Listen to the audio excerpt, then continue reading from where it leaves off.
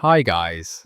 Tonight we step into a place where the horizon feels too wide, and the sky lowers itself slowly, as if it plans to stay. You are standing on the prairie, just as the last colour drains out of the day. The grass around you is stiff with frost, whispering softly whenever the wind passes through. It smells clean and dry with a faint edge of old smoke clinging to your clothes.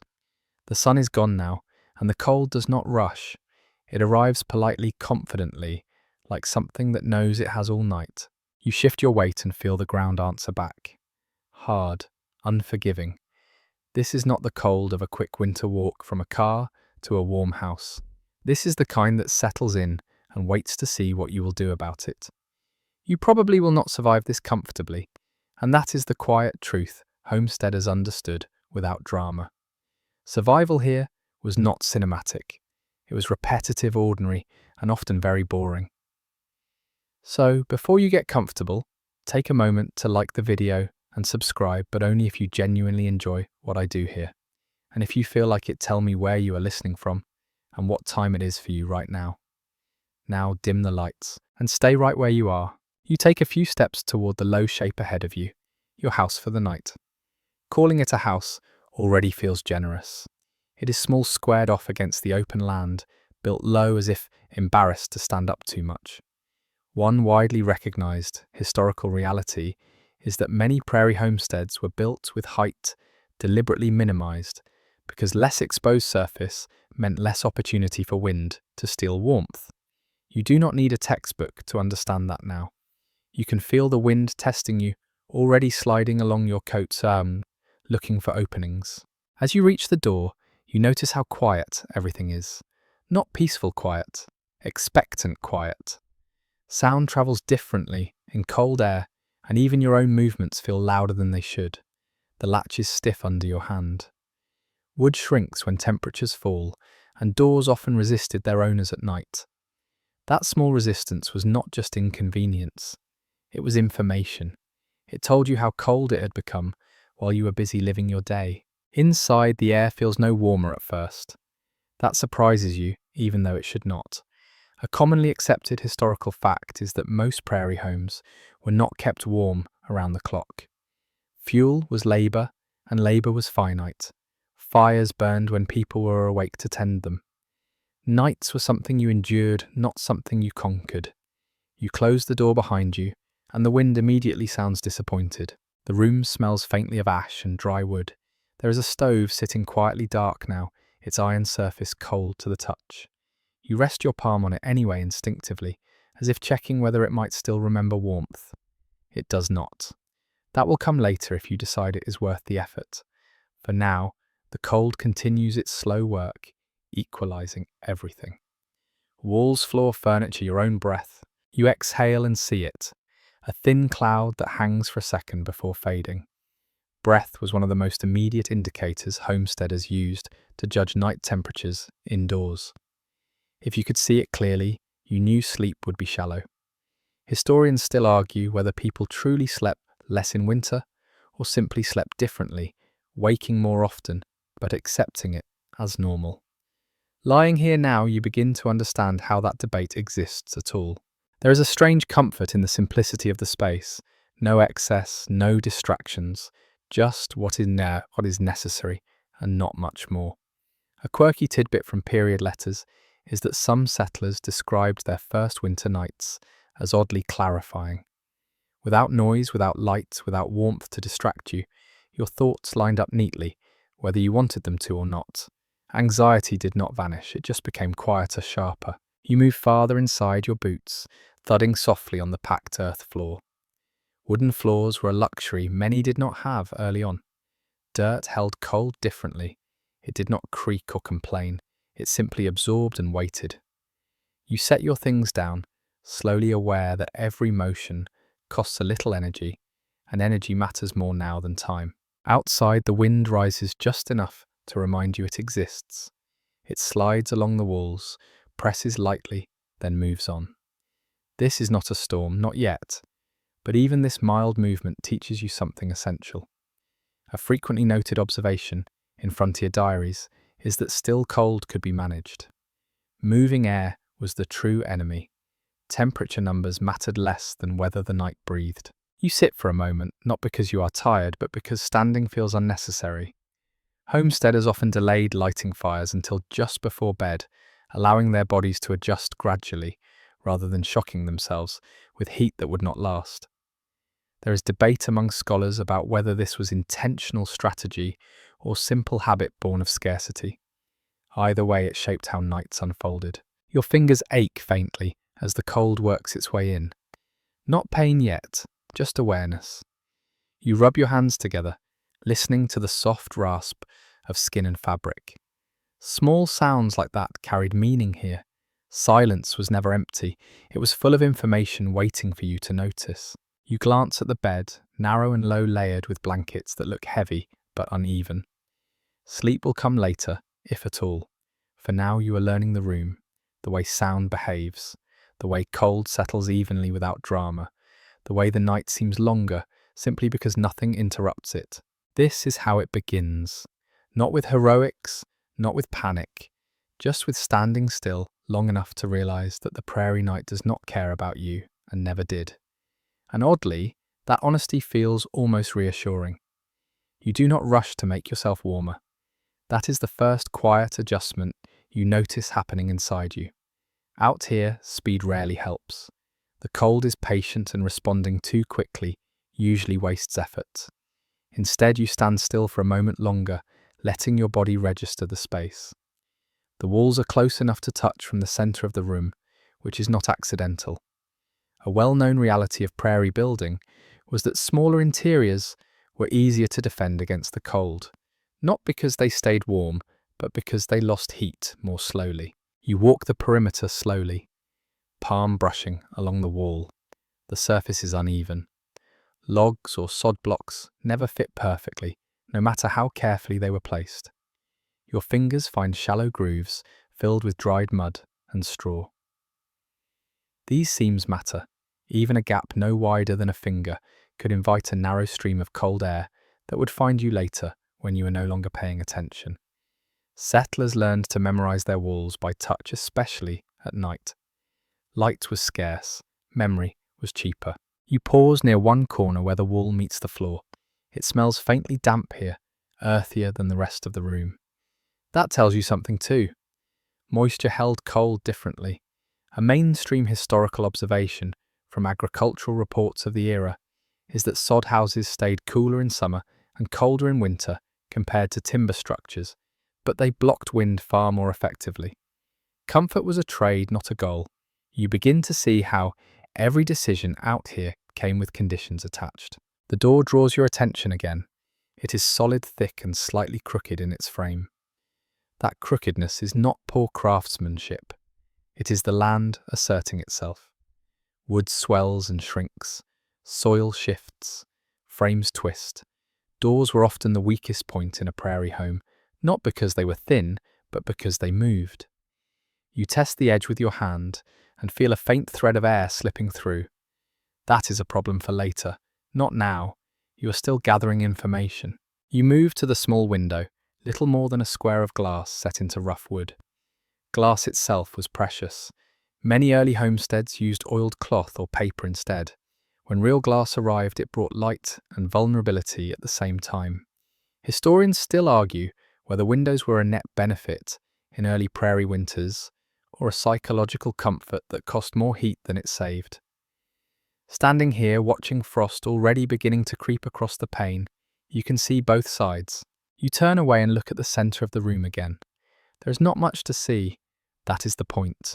Nothing extraneous means nothing to steal warmth unnecessarily.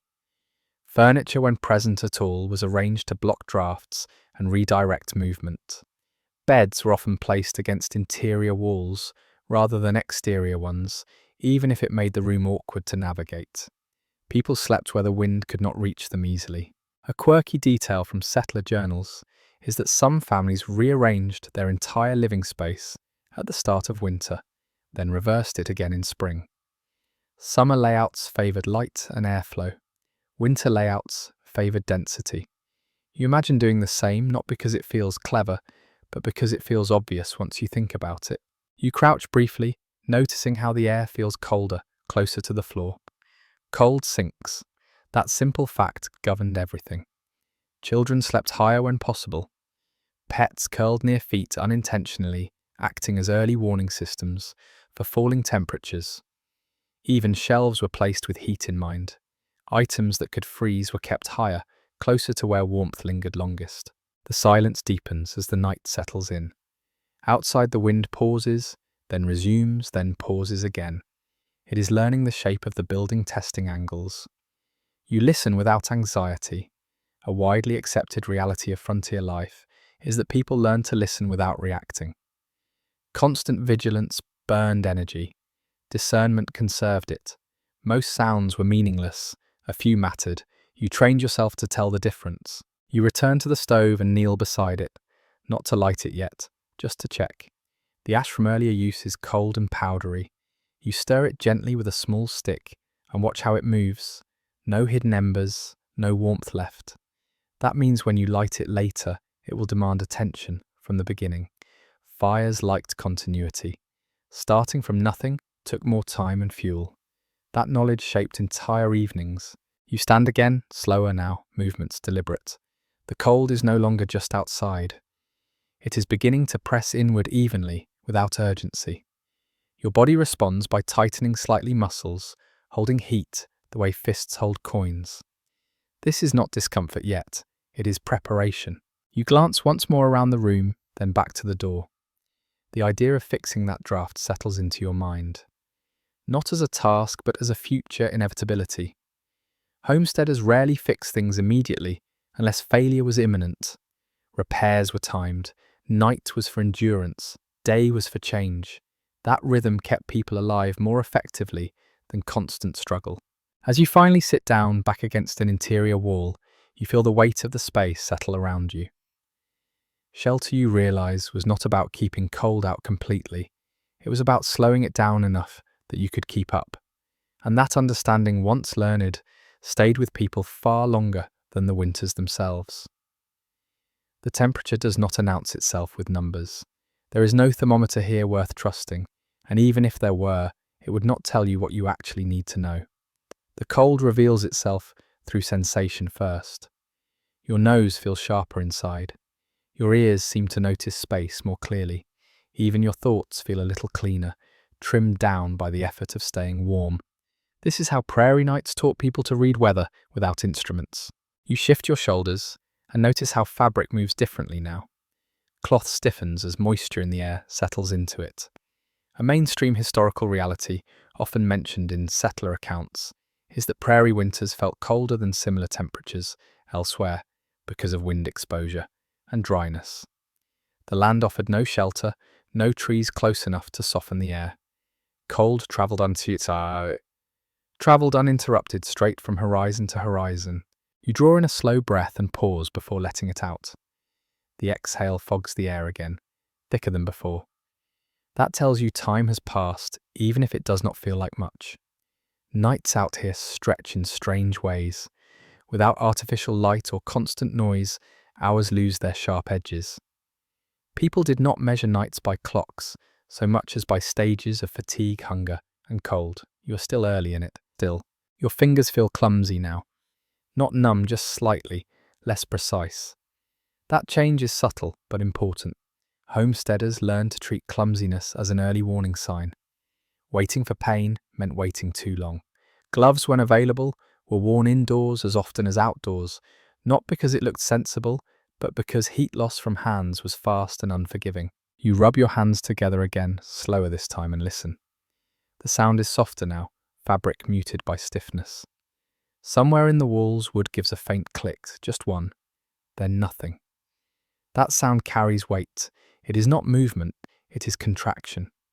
A well-established observation from 19th century rural writing is that extreme cold made buildings speak. Walls snapped, beams sighed, roofs shifted. None of it meant collapse, it meant adjustment. You tilt your head slightly, listening for anything beyond the normal language of cold. Nothing unusual arrives. That absence is comforting in its own way. Historians still argue whether constant exposure to environmental noise, heightened frontier settlers' awareness, or dulled it over time. Standing here now, you suspect it did both. Attention sharpened, but reaction slowed. You move toward the center of the room again, careful with your steps. The floor feels colder now, through the soles of your boots. Heat is leaving you gradually, evenly without drama. This is important. Sudden cold triggers panic. Gradual cold invites planning. Prairie nights specialized in the second kind. You think briefly about how people described cold in letters home. Not with numbers, with comparisons. Cold enough to make ink freeze in the pen. Cold enough that water cracked its container. Cold enough that bread felt like stone by morning. These were not exaggerations meant to impress. They were functional descriptions meant to prepare others for reality. A quirky tidbit that appears in several personal diaries is that some settlers claimed they could predict the morning temperature by how brittle their hair felt before bed. Hair responded to dryness and cold quickly. It became another instrument, another quiet sensor. You run your fingers through yours now, not expecting prophecy, just noticing texture. Your stomach gives a small hollow sound, not hunger yet, more like a reminder. Eating enough before sleep mattered here. A commonly accepted fact in frontier nutrition is that people favoured heavy evening meals in winter because digestion generated internal heat. Calories were not just fuel for work, they were insulation from the inside out. You file that thought away for later. The air near the ceiling feels marginally warmer. You notice it when you straighten fully. Heat rises, even weak heat. That is why lofts existed where they could. Children slept higher. Storage moved upward. Even hanging a coat higher could keep it slightly more flexible by morning. These were small advantages, but small advantages added up over long nights. Another faint sound reaches you this time from outside. Not wind, something lighter. Snow crystals shifting across frozen grass. It sounds like a whisper dragged along the ground. The prairie did not go silent in winter. It changed its voice. You listen without imagining threats. That restraint was learned. Panic did not keep you warmer. You settle back against the wall again and let your breathing slow. This is not sleep yet. This is acclimation. A mainstream historical observation is that people who rushed to bed early often slept worse, waking more frequently as their bodies struggled to adapt. Letting the cold sink in gradually made rest less jarring, even if it never made it luxurious. Your shoulders relax slightly. Muscles release a fraction of their tension. Heat leaks out more freely now, and you counter it by curling inward just a bit. Instinct takes over where planning ends. Long before insulated buildings, human bodies learned shapes that conserved warmth. Those shapes resurface automatically when conditions demand them. Historians still argue whether frontier endurance was primarily physical or psychological.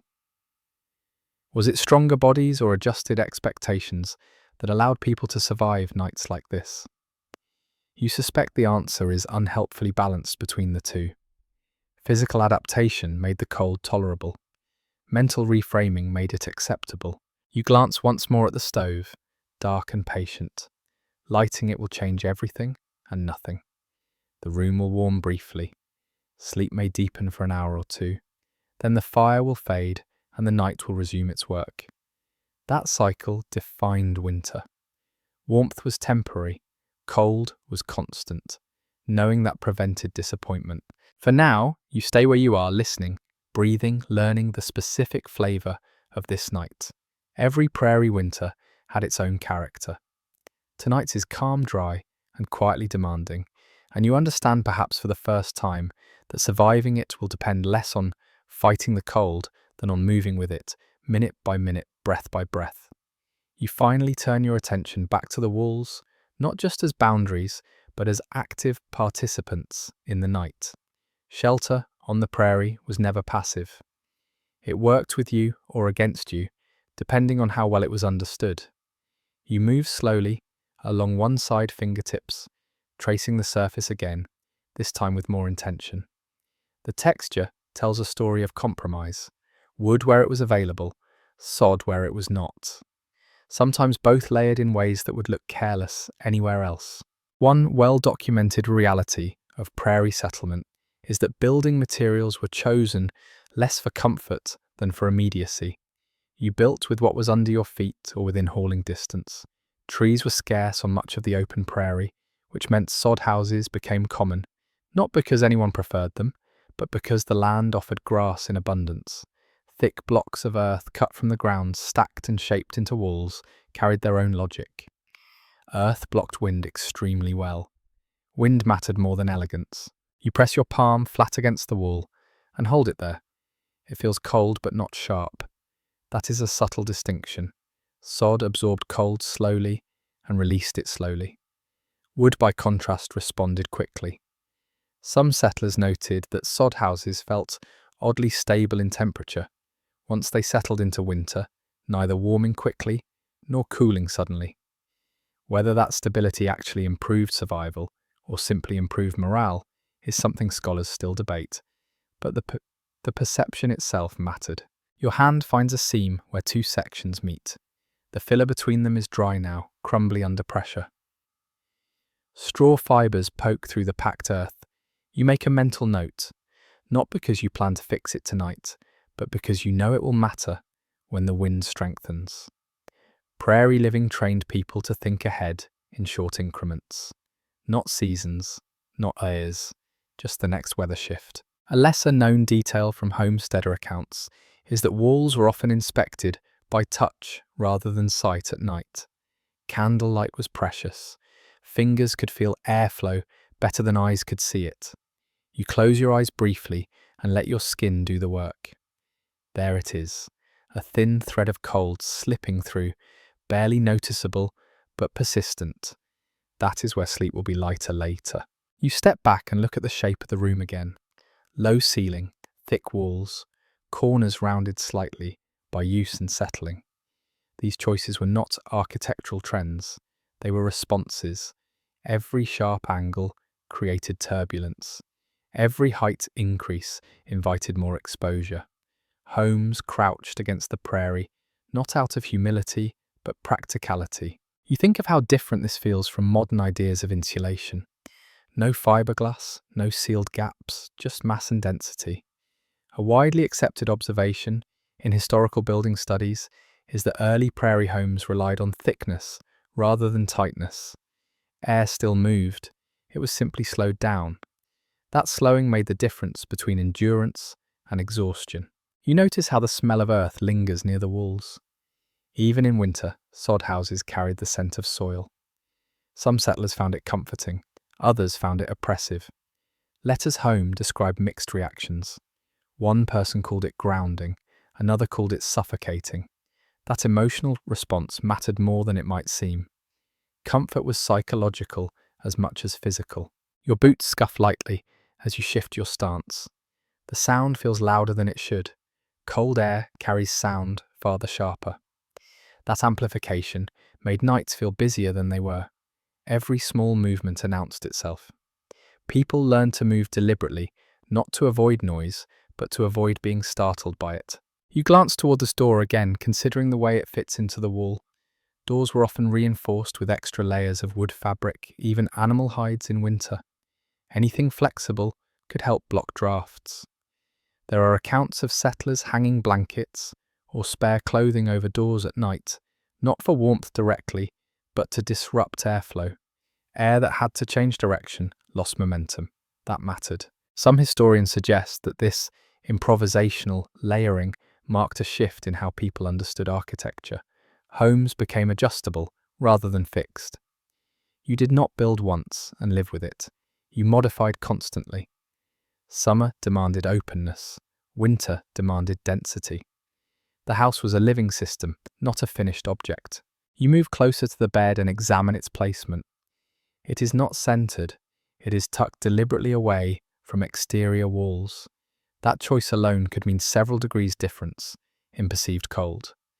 People learned this quickly, sometimes the hard way. Waking with frost on eyelashes inside a poorly placed bed was a lesson rarely forgotten. A small, almost humorous detail appears in some frontier anecdotes.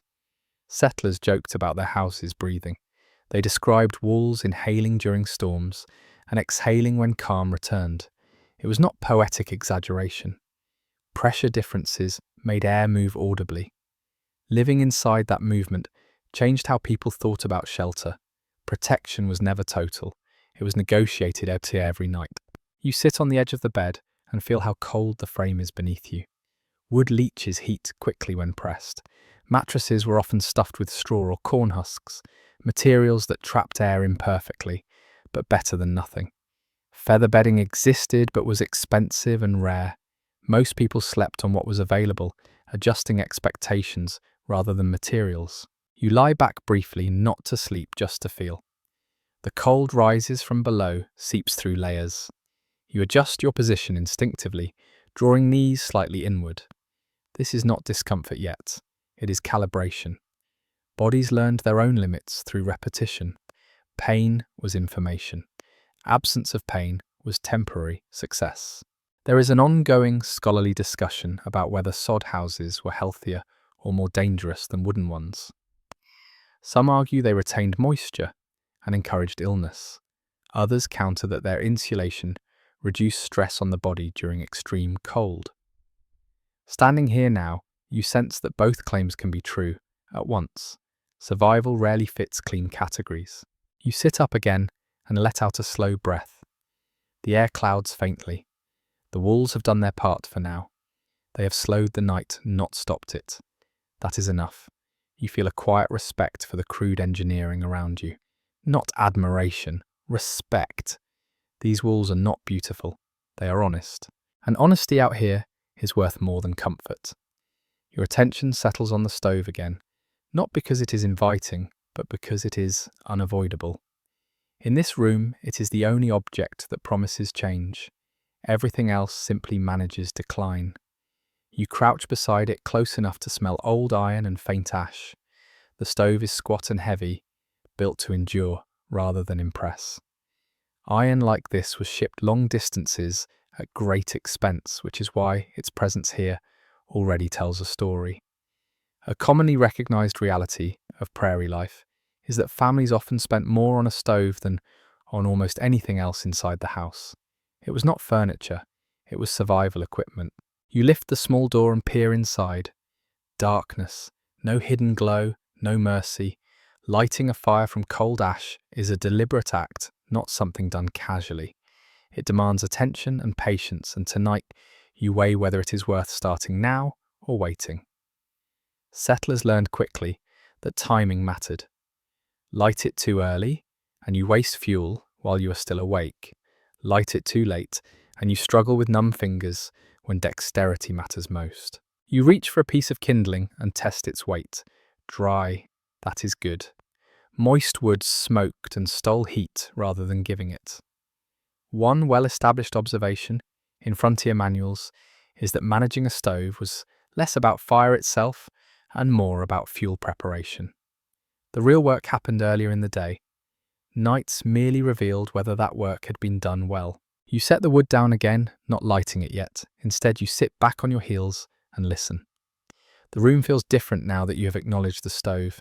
Possibility alters perception. Even unlit, it shifts the balance slightly in your mind. That mattered. Many settlers wrote that simply knowing a fire could be made provided comfort, even when they delayed doing so. Hope, like warmth, had degrees. There is a faint metallic creak as the stove cools further. Iron contracts audibly in deep cold. That sound became familiar enough that people stopped reacting to it. It was not danger, it was confirmation. The stove was doing what it always did, adjusting to the night. A small but telling detail from homestead accounts is that some families named their stoves, not as jokes but as acknowledgements of dependence. The stove was the heart of the home, in a literal sense. Without it, the house reverted to shelter, only not refuge. Scholars still debate whether this emotional attachment improved resilience or simply reflected isolation, but the habit itself appears frequently enough to suggest it mattered. You notice the position of the stove in the room. It is not centered. It sits closer to where people slept, not where they cooked. Heat distribution was not even. That was accepted. People arranged themselves around warmth rather than expecting warmth to fill the space. A widely noted practice was rotating positions during long evenings, allowing everyone some time closest to the heat before bed. Fairness was thermal, not social. You open the ash drawer and slide it out carefully. The sound is soft, but deliberate. Ash management was part of nightly ritual. Too much ash choked airflow. Too little insulation caused rapid burn. Finding the balance took experience. New settlers often learned this the hard way, either waking to a cold stove or to a room uncomfortably smoky. Neither outcome encouraged rest. You slide the drawer back in and stand slowly. Your knees protest faintly. Cold settles into joints early. That discomfort was so common that many did not remark on it at all. Only severe pain earned ink in diaries. Mild ache was assumed like hunger or fatigue. The body adapted by lowering its expectations. You decide it is time, not because you're cold enough to panic, but because the night has crossed an invisible threshold. You kneel again, strike a match and shield it with your hand. The flame flares briefly, fragile and bright. Matches themselves were once precious. Earlier generations used flint and steel, a slower process that demanded more coordination. The introduction of friction matches changed winter evenings in subtle but meaningful ways. You feed the flame to the kindling and watch as it catches, slowly, hesitantly. Fire at first is shy, it needs encouragement. You add another small piece, then another, listening as the sound changes from crackle to low murmur. That sound carries comfort disproportionate to its volume. A mainstream historical observation from settler narratives is that the sound of fire often mattered more than the heat it produced. It signaled agency. The stove begins to warm. Not the room yet, just the metal itself. You hover your hands near it, careful not to touch. The radiant heat is faint but noticeable. This is where impatience could ruin things. Too much fuel, too fast wasted resources. Too little prolonged discomfort. Fire demanded respect. It punished arrogance and rewarded consistency. You close the stove door and adjust the vent slightly. Airflow determines everything. More air means hotter fire, faster burn. Less air means slower, longer heat. Settlers developed preferences based on habit and climate. There is no single correct setting. That is why advice differed from neighbour to neighbour. Knowledge here was local and personal. As the stove settles into a steady burn, the room responds gradually. The cold does not retreat, it pauses. You feel it most in your face, where exposed skin registers change first. The air smells different now, tinged with warmth and iron. That scent became synonymous with safety for many. It meant the night would be manageable, not comfortable, but survivable. You sit near the stove, not directly against it, and let the heat touch you unevenly. One side warms, the other remains cold. This imbalance shapes posture. You lean slightly, rotate occasionally. Stillness gives way to micro movements, small adjustments made without thought. Sleep later will involve similar negotiations. There is a lingering debate among historians about how long fires were kept burning overnight. Some evidence suggests they were allowed to die down completely. Other accounts describe carefully banked coals that lasted until morning. The truth likely varied by fuel supply and weather severity. What matters is that no one expected fire to last without attention. Warmth was borrowed, not owned. You glance once more at the pile of remaining wood. Enough for the night, perhaps. Enough if the wind stays calm. Enough if you are careful. That calculation sits quietly in your mind, not as worry, but as awareness. Prairie nights train people to think in margins. As the stove continues its low work, the room feels fractionally smaller, closer. Heat compresses space psychologically. You breathe a little easier, not because danger has passed, but because you have done what can be done for now. The rest of the night will unfold as it will. And you understand something important. The stove does not defeat the cold. It negotiates with it moment by moment, flame by flame. That negotiation, repeated night after night, is what allowed people to sleep at all out here. The fire settles into its rhythm, and with that comes a new kind of awareness. Warmth now exists, but it is fragile. You can feel it thinning at the edges already, like a promise that requires supervision. You glance again at the woodpile, smaller than it looked earlier. Fuel always shrank faster at night. That was not imagination. Cold demanded more from fire after dark, pulling heat away as soon as it appeared. You sit close enough to feel the stove's presence without crowding it. Iron radiates steadily now, a low, dependable warmth that reaches your shins first, then slowly works upward. Your feet thaw just enough to remind you how cold they were before. That contrast is sharp, almost uncomfortable.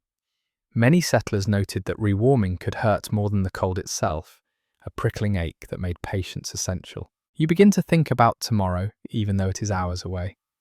That is another quiet habit the Prairie taught. Fuel decisions were never just about the current night.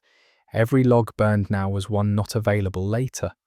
A widely acknowledged reality of homestead life is that firewood collection dominated winter routines. Chopping, hauling, stacking, and guarding it from moisture was constant work. Running out did not mean discomfort, it meant danger. You picture the daylight hours that led to this moment, the repetitive swing of an axe, the sound of splitting wood sharp in cold air, sweat freezing into fabric as soon as you stopped moving. Those hours determined how this night would feel. Scholars still debate whether the physical toll of fuel preparation outweighed the benefits of heat itself, but no one questioned its necessity. The stove ticks softly as the metal expands. That sound marks time better than any clock. You listen for changes. Too rapid a tick could mean overheating. Too slow might signal a dying fire. People learned these cues intuitively. Manuals existed, but experience taught faster.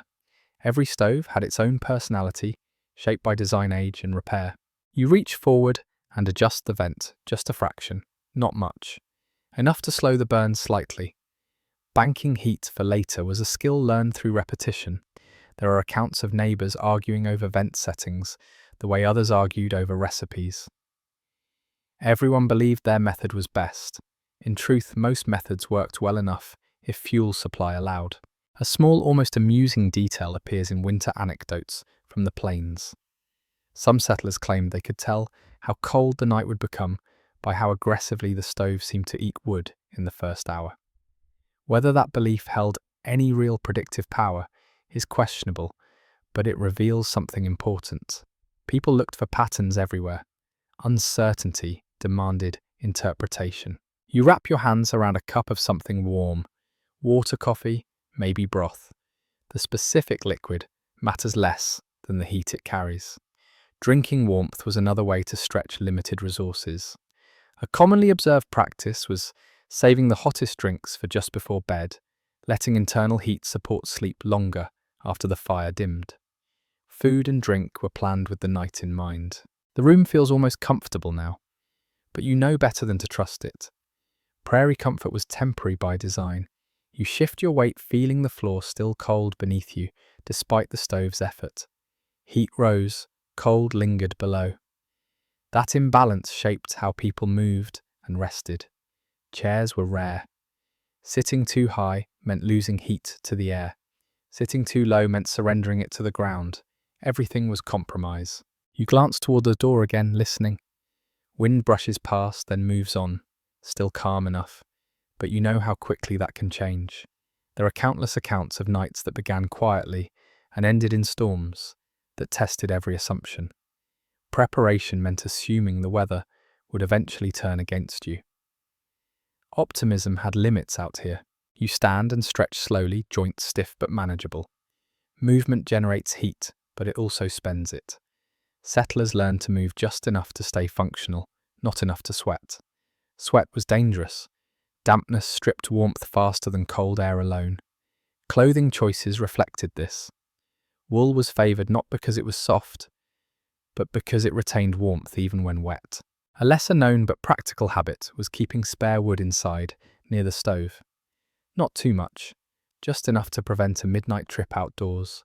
Fetching fuel in the dark in deep cold with half-awake hands was risky. Fingers lost dexterity quickly. Falls happened. Many injuries occurred not during storms, but during routine tasks performed while tired and cold. You arrange a few logs within easy reach, then sit again. The fire crackles softly, reassuring but not loud. You let your shoulders drop a little more. This is as warm as it will get tonight, unless you feed the stove heavily and you choose not to. Conservation outweighs comfort. That calculation becomes automatic after a few winters. Historians still argue whether early settlers underestimated prairie winters or whether they adapted more quickly than expected. Letters home often sound grim, but survival rates suggest competence. The truth likely lies in between. People learned fast because the environment demanded it. Nights like this were harsh teachers, but effective ones. The stove begins to settle, flames lowering as fuel burns down. You watch the change without urgency. You expected it. You planned for it. That acceptance is key. Fighting the night wastes energy. Working with it preserves it. You take one last look at the wood pile, then the stove, then the bed. The order matters. Fuel, heat, rest. That sequence governed winter nights on the prairie. Miss one and the others suffered. As you ease back, letting the fire do what it can, you understand something quietly profound. Surviving the coldest nights was never about overpowering nature. It was about budgeting effort, warmth, and hope carefully enough to make it to morning. You turn your attention to the bed at last, not with eagerness, but with strategy. Sleep here is not collapse. It is arrangement. Every blanket, every fold, every position has a purpose, even if no one ever explained it out loud.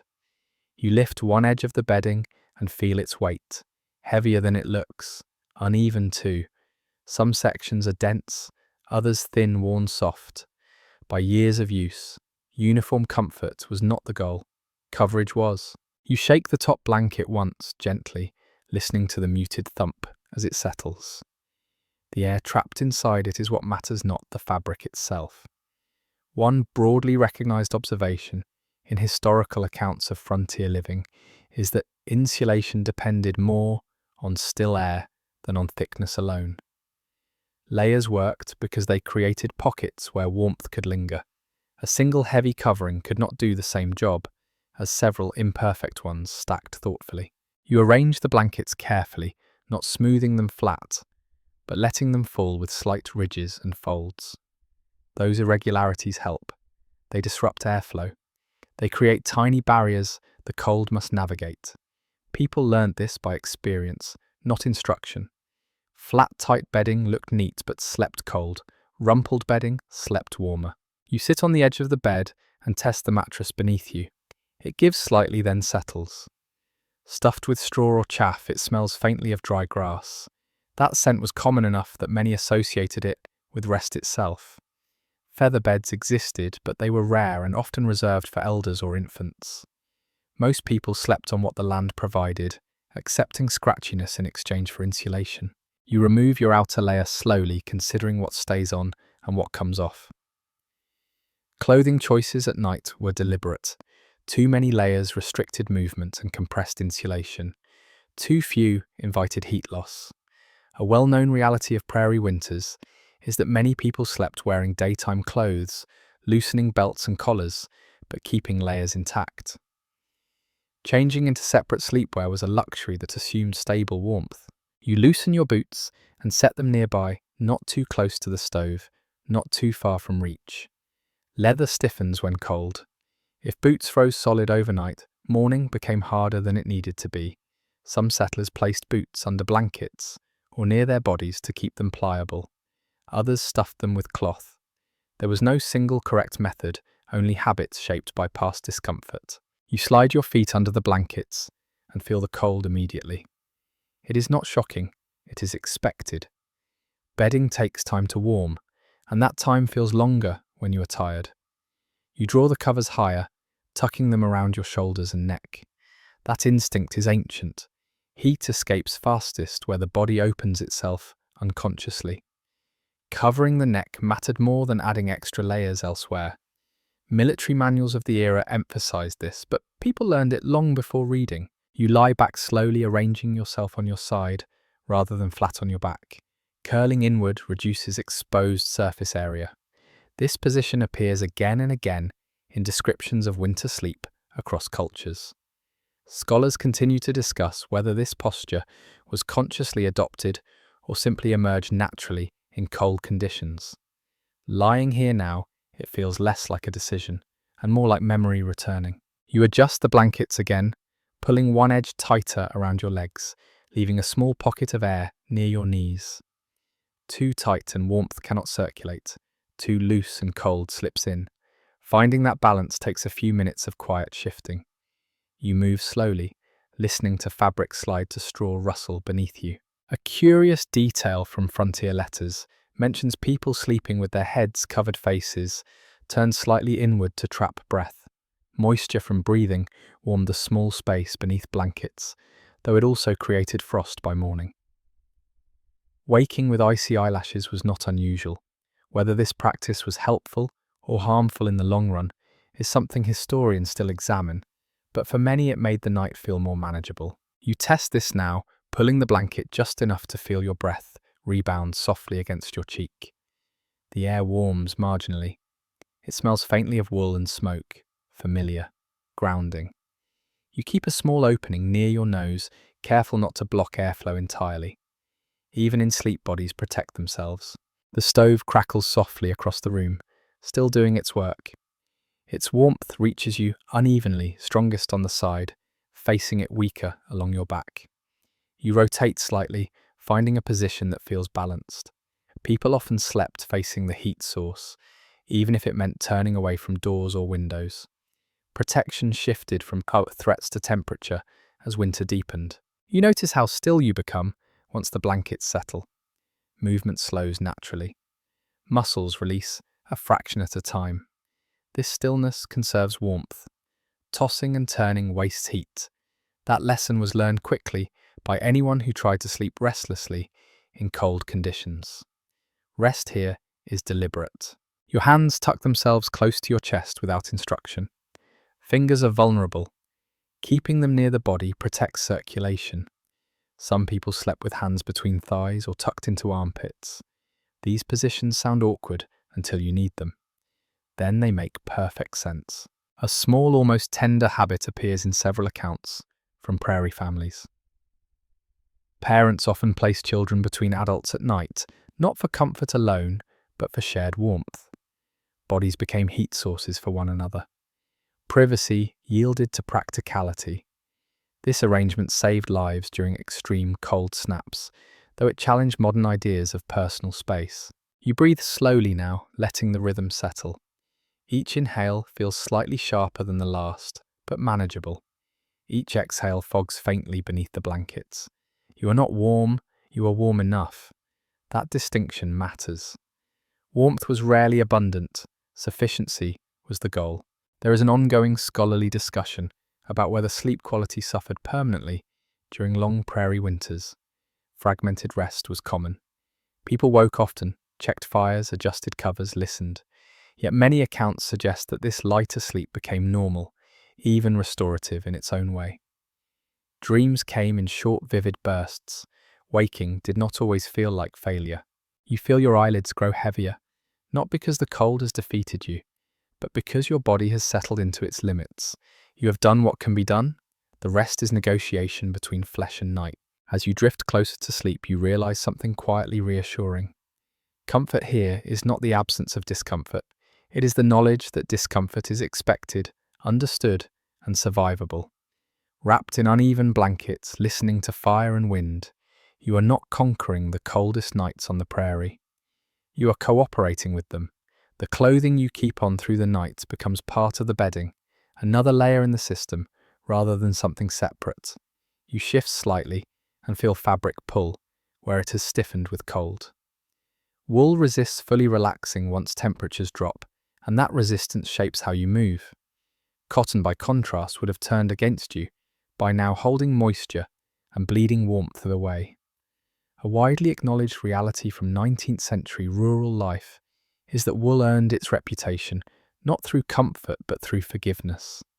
It kept doing its job even when conditions were far from ideal. You tug a sleeve down over your wrist, noticing how the cloth scratches faintly against skin. That sensation is familiar enough that it fades quickly. People out here stopped associating softness with rest. Effectiveness mattered more. Clothing that irritated slightly but stayed warm was trusted. Clothing that felt pleasant but failed in damp cold was quietly abandoned. Your breath slows as you lie still, and you become aware of how clothing behaves when the body stops generating excess heat. Moisture trapped from the day begins to cool. Sleeves that felt fine earlier now feel clammy at the inner elbow. Socks lose a little flexibility. This is where material choice matters most. Wool manages moisture slowly, allowing evaporation without sudden chill. That slow management made the difference between sleeping and shivering. A lesser discussed but practical detail from Homesteader journals is that many people wore the same clothes day and night during the coldest stretches. Changing garments introduced cold air to skin and required spare clothing that many did not have. Cleanliness standards shifted seasonally. Winter prioritized continuity. Spring addressed hygiene. You adjust your collar, loosening it slightly so it does not press against your throat. Tight clothing restricts circulation, and circulation is heat. This understanding was not scientific, but experiential. People noticed that tight boots led to colder feet, tight cuffs led to numb hands. Gradually, winter clothing evolved to be looser layered, forgiving. You flex your toes inside your socks, careful not to create friction that could expose dampness. Feet are difficult to warm once they cool too far. Settlers learn to guard them early in the night rather than react later. Some place spare cloth between socks and boots before sleep, creating an extra barrier. Others slept with feet wrapped in additional layers, even hats repurposed for the task. A curious habit mentioned in several Prairie memoirs is the use of newspaper inside clothing. Paper trapped air and absorbed moisture, providing surprising insulation. It crinkled, it looked odd, but it worked well enough that the practice persisted long after better materials existed. Whether this was widespread or simply memorable is something scholars still debate, but the idea itself reflects the improvisational mindset winter demanded. You notice how your breath sounds different now, softer, more contained beneath the blankets. Clothing around your chest rises and falls slowly. This steady rhythm conserves warmth. Rapid breathing cooled the body faster. Calm breathing helped maintain equilibrium. People rarely framed it this way, but their habits reflected the understanding. The fire across the room settles lower. Its heat still reaches you, but less insistently. You feel the shift immediately, not as cold, but as absence. The room feels larger when warmth fades. Space expands. You pull the blankets tighter without waking fully. These adjustments happen even in half sleep. Bodies learn to respond before minds caught up. Your clothing creases and folds under the covers, creating uneven insulation. That unevenness helps. Flat layers compress air out, folds trap it. This is why bulky garments often outperform sleek ones in winter. Efficiency beat elegance every time. You remember a note from a settler letter describing how clothing froze solid overnight when hung near exterior walls.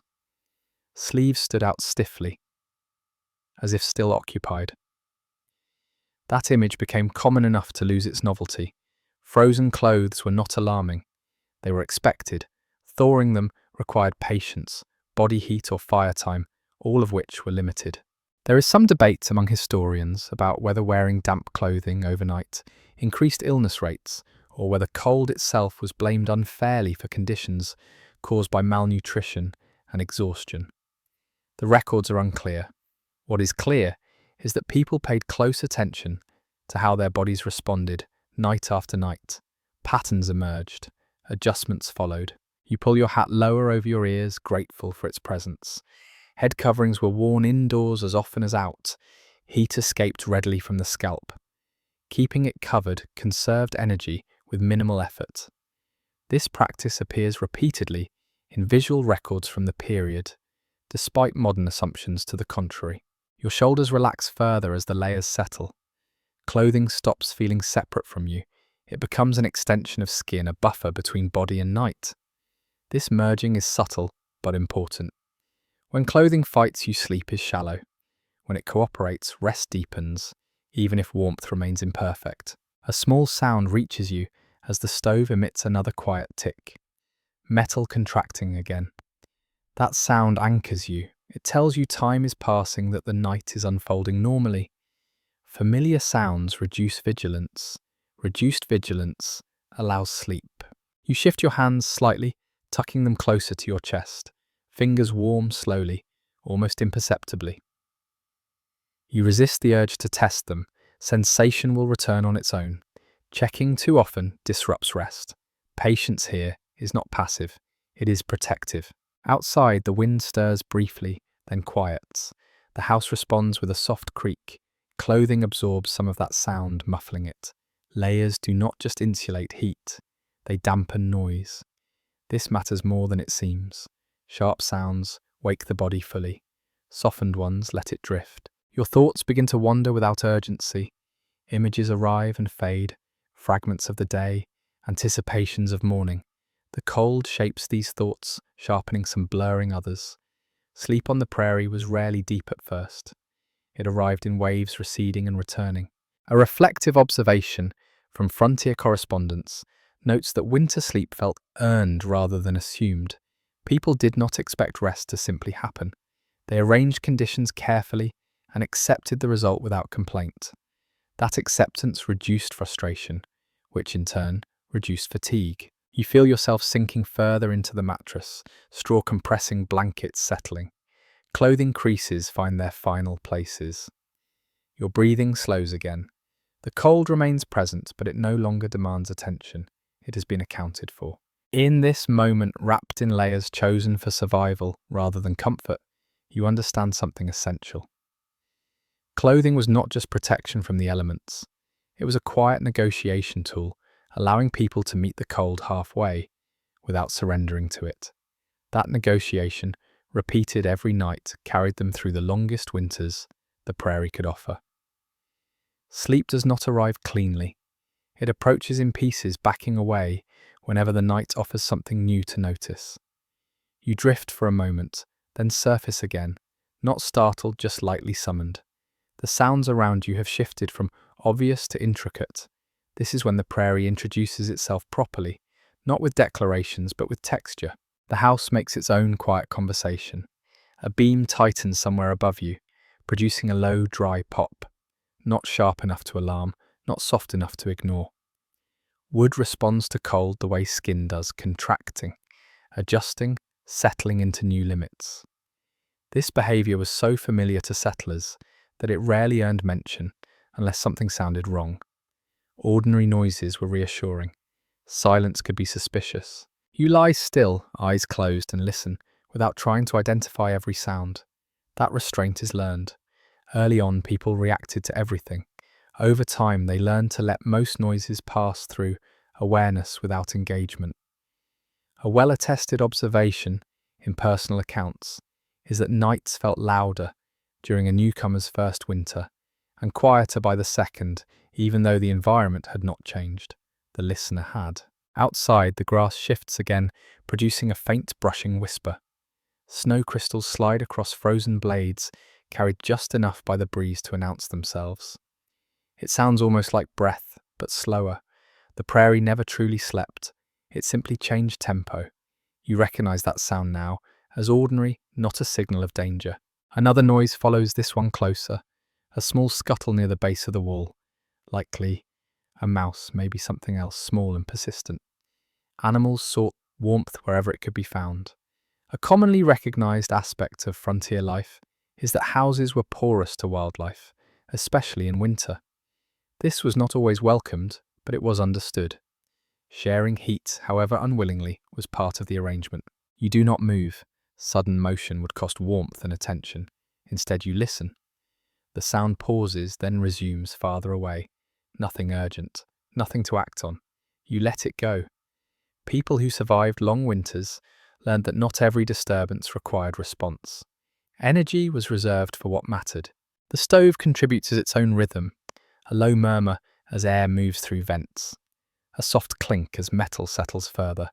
These sounds blend into the background, steady and predictable. They anchor you in time. As long as the stove speaks occasionally, you know the fire lives. That knowledge allows your body to relax further. There is a belief recorded in several prairie communities that listening to the stove at night was a skill in itself. Too much noise meant waste. Too little meant failure. Whether this belief was universally accurate is something historians still examine, but the practice shaped how people slept. They learned to half listen, even while dreaming. You become aware of your own breathing again. It sounds louder under the blankets, amplified by closeness. Each inhale carries a faint edge of cold, each exhale softens it slightly. That exchange repeats endlessly. Breathing here is not just automatic. It is part of the thermal balance. Slow, measured breaths conserve warmth better than quick ones. The wind returns briefly, pressing against the wall, with a low, distant sigh. The house answers with a subtle shift. Air moves through seams, not enough to chill you directly, but enough to announce its presence. This is why walls were inspected so carefully earlier. Sound travels where air travels. Listening reveals leaks long before they can be felt. A detail from early weather diaries notes that wind direction mattered more at night than during the day. Daytime winds were visible. You could see grass bend, snowdrift clouds move. At night, sound replaced sight. People learned to map their surroundings by ear constructing mental images of weather they could not see. You drift again, thoughts loosening. Images form and dissolve, snatches of memory, anticipations of morning chores. The mind fills the quiet when the body no longer demands attention. Cold shapes these thoughts, trimming excess emotion, leaving them sharper, simpler. Then a sharper sound cuts through, a crack louder than the others. You open your eyes immediately, heart lifting, just enough to notice. The sound echoes faintly, then stops. You hold still listening, no follow-up, no movement. You recognize it after a moment. A tree branch snapping somewhere in the distance, brittle from cold. The prairie shed weight constantly in winter. That shedding sounded dramatic, but it was routine. You let your eyes close again, pulse slowing. This cycle repeats often. Wake, assess, release. Settlers experienced it so frequently that it became unremarkable. Sleep was lighter but not necessarily worse. It adapted to conditions. There is ongoing discussion among scholars about whether this fragmented sleep pattern harmed health, or whether it aligned better with natural circadian rhythms in low-light environments. Evidence exists for both interpretations. What remains clear is that people functioned. They worked, raised families, planned futures, all while sleeping in pieces. Another sound arrives, this time softer. A distant howl, stretched thin by space and air. Wolves perhaps, or coyotes, depending on region and year. These sounds travelled far on cold nights, carrying easily across open land. Fear of predators loomed large in stories, but daily reality was quieter. Most animals avoided humans. Their voices were reminders of shared territory, not immediate threats. You listen without fear, recognizing the sound as distant and unconcerned with you. This recognition marks a shift. Early settlers often described terror at such noises. Later writings describe them as background. Familiarity dulled fear, replacing it with awareness. The howl fades, leaving behind a deeper silence than before. That silence feels heavy for a moment, then settles. You adjust slightly, blankets whispering. The movement is minimal, practiced. You do not fully wake. You simply resettle into warmth that is adequate, not indulgent. The house creaks again, a long, slow sound, this time like a sigh. Temperature continues to fall outside. Inside, it changes more slowly. That lag is your margin. Thick walls and banked fire buy you time. Time is the true resource being managed. You think briefly of neighbours miles away, listening to their own houses speak their own fires murmur. Distance on the prairie was vast, but experience was shared. Everyone heard similar sounds. Everyone made similar calculations in the dark. That shared rhythm connected people more than proximity ever could. Your breathing deepens. Muscles loosen further. The cold remains, but it no longer commands your focus. It has become part of the environment, like gravity, something you account for without thought. As sleep finally thickens, you realize that these sounds, once alarming, now feel oddly reassuring. They confirm that the world is behaving as expected. Nothing is breaking, nothing is advancing. The night is simply being itself. And in that understanding, rest comes more easily. Not because the prairie has gone quiet, but because you have learned how to listen. Warmth, you discover, is not private out here. It moves, it gathers, it asks to be shared. Even alone in this room, you feel that truth pressing in from memory and habit. Prairie winters trained people to think collectively, even when physically separated. Heat was precious enough that it changed social rules quietly, without debate. You shift slightly and imagine how this room might feel with more bodies inside it. Not crowded, just closer. A well-documented reality of homestead life is that families often slept in a single room during winter, regardless of how many rooms the house technically had. Empty space was a liability. Every unoccupied corner was another place for cold to settle. People clustered not out of sentiment but efficiency. You remember accounts of siblings sleeping crosswise, children arranged like puzzle pieces to minimize gaps. Adults positioned themselves strategically, larger bodies acting as buffers near doors or exterior walls. This was not heroic, it was practical. Body heat mattered, and sharing it increased everyone's odds of rest. Privacy became negotiable when survival entered the equation. The blankets shift as you resettle, and you think of how they would feel heavier with more weight pressing them down. Shared bedding trapped heat more effectively. Even breathing warmed the air beneath covers faster when more than one person contributed.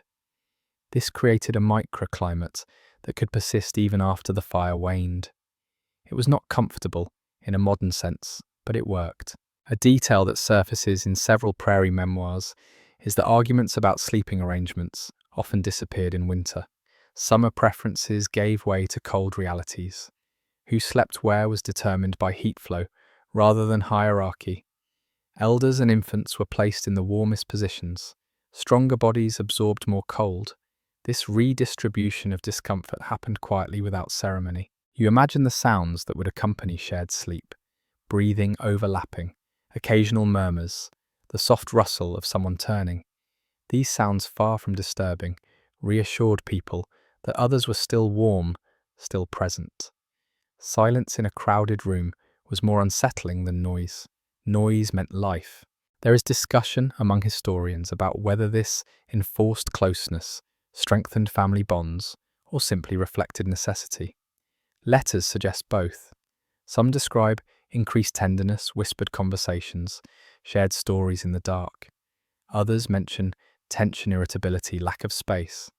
The cold did not romanticize relationships, it revealed them. You adjust your blankets again, creating a tighter seal around your shoulders. In shared spaces, this adjustment would ripple outward, affecting others. People learned to move carefully at night, minimizing disruption. Sudden movements broke warmth and sleep alike. This fostered a culture of quiet consideration after dark. The stove gives a low murmur, still alive but fading. In shared rooms, someone often volunteered to tend it briefly during the night, not on a strict schedule, but out of light sleep. That person would add a log-adjust airflow, then return to bed without waking others. This practice appears often enough in accounts to suggest it was common.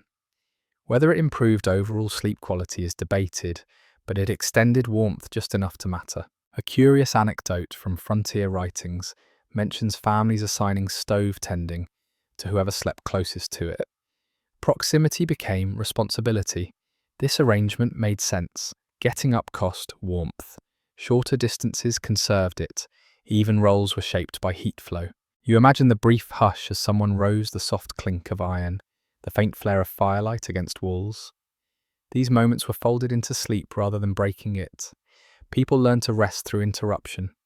Sleep here was resilient, not fragile. Your own body responds to the cooling room by curling inward a fraction more. This instinct mirrors what groups did collectively. Shared warmth encouraged compactness. Sprawling wasted heat. Over time, bodies learned efficient shapes without instruction. There is evidence in settlement records that visitors unfamiliar with prairie winters struggled to sleep in these arrangements. Used to space and solitude, they found closeness uncomfortable. Locals adapted quickly, often remarking on how strange solitude felt once winter habits set in. Comfort shifted with conditions. You think of laughter muffled under blankets, stories whispered to pass long nights, children drifting off mid-sentence. These moments appear often in recollections, not because they were constant, but because they stood out against hardship. Shared warmth made room for shared memory. Your breathing slows again, settling into a steady rhythm. Even alone, your body behaves as if others are nearby, conserving space, minimizing movement. Habits persist beyond immediate need. Prairie living shaped behavior that lingered even in absence. A broader scholarly conversation considers whether communal sleeping contributed to the spread of illness, or whether warmth outweighed risk during extreme cold. Records are inconclusive. What is clear is that people made choices based on immediate survival rather than long-term theory. Nights demanded solutions that works now. The room cools another fraction. You pull the blankets closer and feel how the trapped air holds. Shared warmth would amplify this effect. Alone you make do. Many did, but they knew the value of togetherness when it was available. As you drift deeper towards sleep, the idea settles gently in your mind. On the prairie, warmth was never just a physical state. It was a social one. It rearranged bodies, schedules, and expectations. It softened edges where it could, and demanded compromise where it must. The cold outside does not care how you manage it. But inside these walls, people learned that sharing what little warmth existed made the night less demanding. That lesson stayed with them long after winter loosened its grip. Your breath evens out. The stove murmurs once more. The room holds steady. And you rest knowing that even when alone, you are shaped by habits born of shared survival. Hunger arrives quietly, in winter, less as an ache and more as a suggestion. You notice it now as you lie still, a faint hollow feeling that reminds you how much work the day required. Food here is not comfort first, it is insulation. The body burns calories whether you ask it to or not, and in cold conditions it burns them faster, converting stored energy into heat without ceremony. You consider what you ate earlier, something dense you hope. Fat mattered more than flavour during long prairie winters. A well-supported observation from agricultural and household records of the period is that winter diets leaned heavily toward foods that were filling rather than varied. Salt pork beans, hard bread, and preserved vegetables formed the backbone of evening meals. These foods digested slowly, releasing warmth over hours instead of minutes. You shift slightly, feeling your stomach respond. Digestion generates heat. That is not theory, it is sensation. People noticed it long before anyone explained it. Eating before bed was not indulgence, it was strategy. Families planned their last meal of the day, with night temperatures in mind, favouring heaviness over refinement. A small but telling detail from Prairie cookbooks is the emphasis on soups and stews in winter evenings. Liquid foods carried warmth directly into the body, and their steam warmed hands and faces during preparation. Whether soup truly provided more sustained warmth than solid food is something scholars still examine, but its psychological effect was undeniable. Warm food felt protective. Said sir. You remember accounts of settlers keeping a small pot near the stove overnight, not cooking, just warming. A sip taken during a midnight waking could reset the body enough to ease back into rest. This habit required extra fuel, so it was not universal, but where it appeared it was treasured. Food extended the stove's influence inward. Your body responds now with a faint glow, subtle but real. Heat radiates from the core outward, reaching limbs slowly. That warmth feels different from the stove's heat. It is steadier, quieter. It does not flicker. This internal insulation mattered most in the hours before dawn, when fires were lowest and exhaustion deepest. There is discussion among historians about whether frontier diets were nutritionally adequate or merely sufficient. Vitamin deficiencies were common. Fresh produce was scarce, yet calorie intake often remained high enough to sustain hard labour and cold nights. Survival required energy more than balance. The long view mattered less than the morning ahead. You tuck your chin slightly, feeling warmth gather beneath your collar. The blankets trap it, but food produced it. That partnership between diet and bedding defined winter nights. One without the other left gaps the cold quickly exploited. A quirky practice mentioned in several settler reminiscences involves eating a small piece of fat before bed, sometimes butter, sometimes rendered tallow. It sounds unappealing now, but it made sense then. Fat metabolizes slowly and releases energy over time. Whether this practice measurably improved warmth or simply offered reassurance is debated, but many swore by it. You swallow, mouth dry, and consider reaching for water. Hydration mattered too. Dry air pulled moisture from lungs, and skin making cold feel sharper. People often kept water close at night, though drinking too much invited midnight trips outdoors that no one welcomed. Balance was everything. Your breathing steadies again as the warmth from digestion settles. This internal heat does not make you comfortable, but it makes you stable. Stability is enough. Prairie winters rewarded stability more than comfort. You think of children and how carefully their meals were managed before bed. Smaller bodies lost heat faster. Parents ensured they ate well in the evening, sometimes saving the best portions for night. This quiet prioritization appears often in family letters, rarely framed as sacrifice, simply as necessity. The stove ticks again softer now. Its contribution wanes, but your body compensates. This handoff between external and internal warmth was expected. Nights were a relay, not a sprint. Fire carried you partway. Food carried you further. There is an ongoing scholarly conversation about whether cold exposure increased appetite or whether hunger was simply constant due to labour demands. Either way, food planning became central to winter survival. Eating was not scheduled by clock, but by temperature and fatigue. You feel sleep deepen slightly. Your body satisfied enough to relax further. Hunger recedes to the background.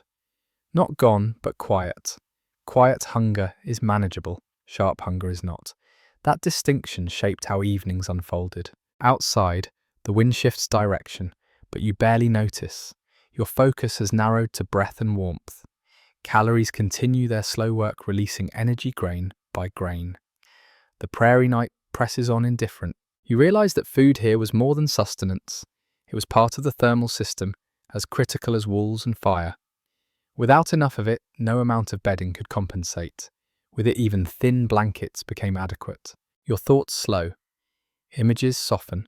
The room fades slightly as sleep thickens. The warmth inside you holds, steady, modest, but reliable.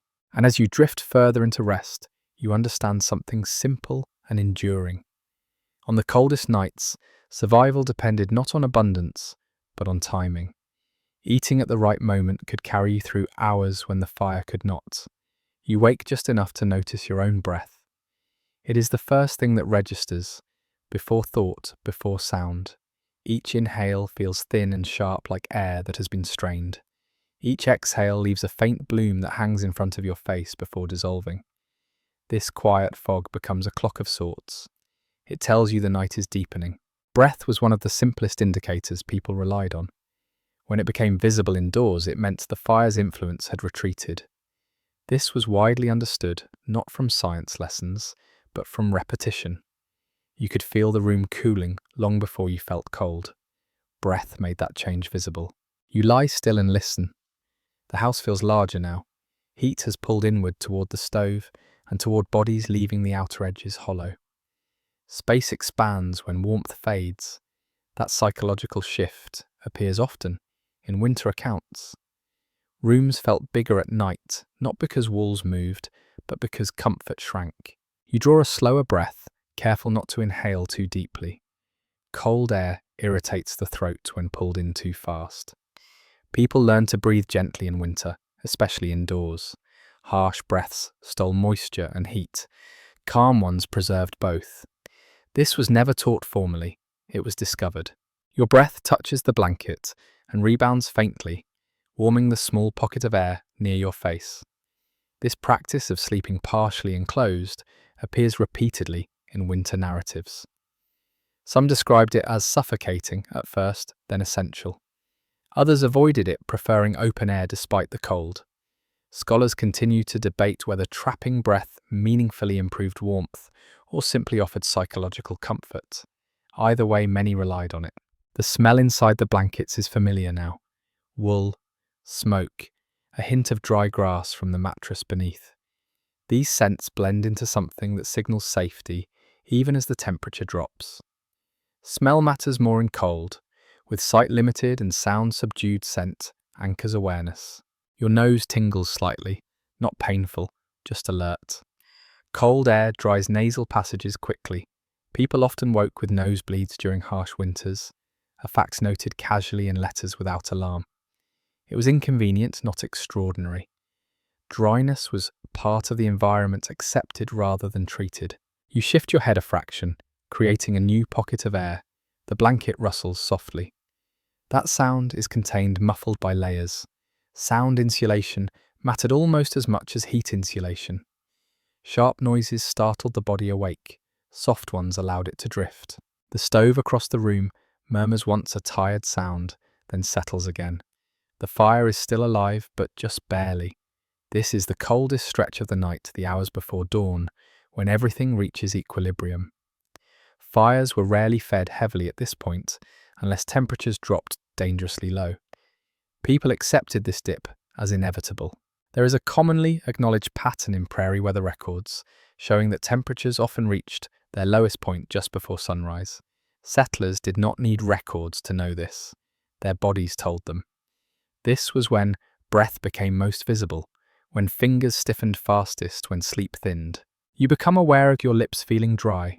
You press them together lightly, trapping moisture.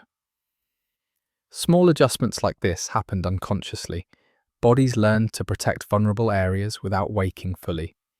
This is adaptation in its quietest form. A small detail from winter diaries mentions people sleeping with scarves or cloths wrapped loosely around their mouths. This reduced moisture loss and warmed incoming air. Whether this significantly improved rest or simply made breathing feel easier is something historians still discuss. But the habit appears often enough to suggest it helped. Your breath steadies again. You count a few cycles without meaning to. Counting slows the mind. It also slows breathing, which reduces heat loss. Many people discovered this effect intuitively. Calm breathing made the night feel shorter, even when it was not. You notice a faint crust forming on the inside of the blanket, where breath has condensed and frozen. It feels slightly stiff when you brush it with your cheek. This sensation would surprise someone unfamiliar with cold climates. For settlers, it was ordinary. Frost inside the house was not a sign of failure. It was a sign of reality. There is scholarly discussion about how often indoor frost occurred and whether it posed health risks. Some argue it increased respiratory illness. Others note that people adapted, adjusting ventilation and bedding accordingly. The evidence is mixed. What remains clear is that frost did not stop people from sleeping. They learned to live with it. Your breathing deepens as your body settles further. Internal warmth from earlier food still lingers, faint but steady. It counterbalances the cooling air. This internal-external balance defines winter nights. Neither wins completely. They meet somewhere in the middle. Outside, the wind pauses entirely. Stillness amplifies cold. Without movement, air strips heat more efficiently from surfaces. You feel this as a slight increase in chill rather than a draft. Still, cold feels heavier. This is why windless nights could be more challenging than breezy ones. You tuck your chin again, instinctive now. That small movement preserves warmth around the throat. People learn to guard this area carefully. Exposed necks led to rapid cooling. Scarves were not decorative, they were functional. Your thoughts wander briefly, then return to breath. This rhythm repeats. Sleep, half waking, breath, adjustment, sleep again. Prairie rest was cyclical rather than linear. People accepted this pattern. Fighting it only led to exhaustion. A reflective note from one settler journal describes breath as the last thing to surrender warmth.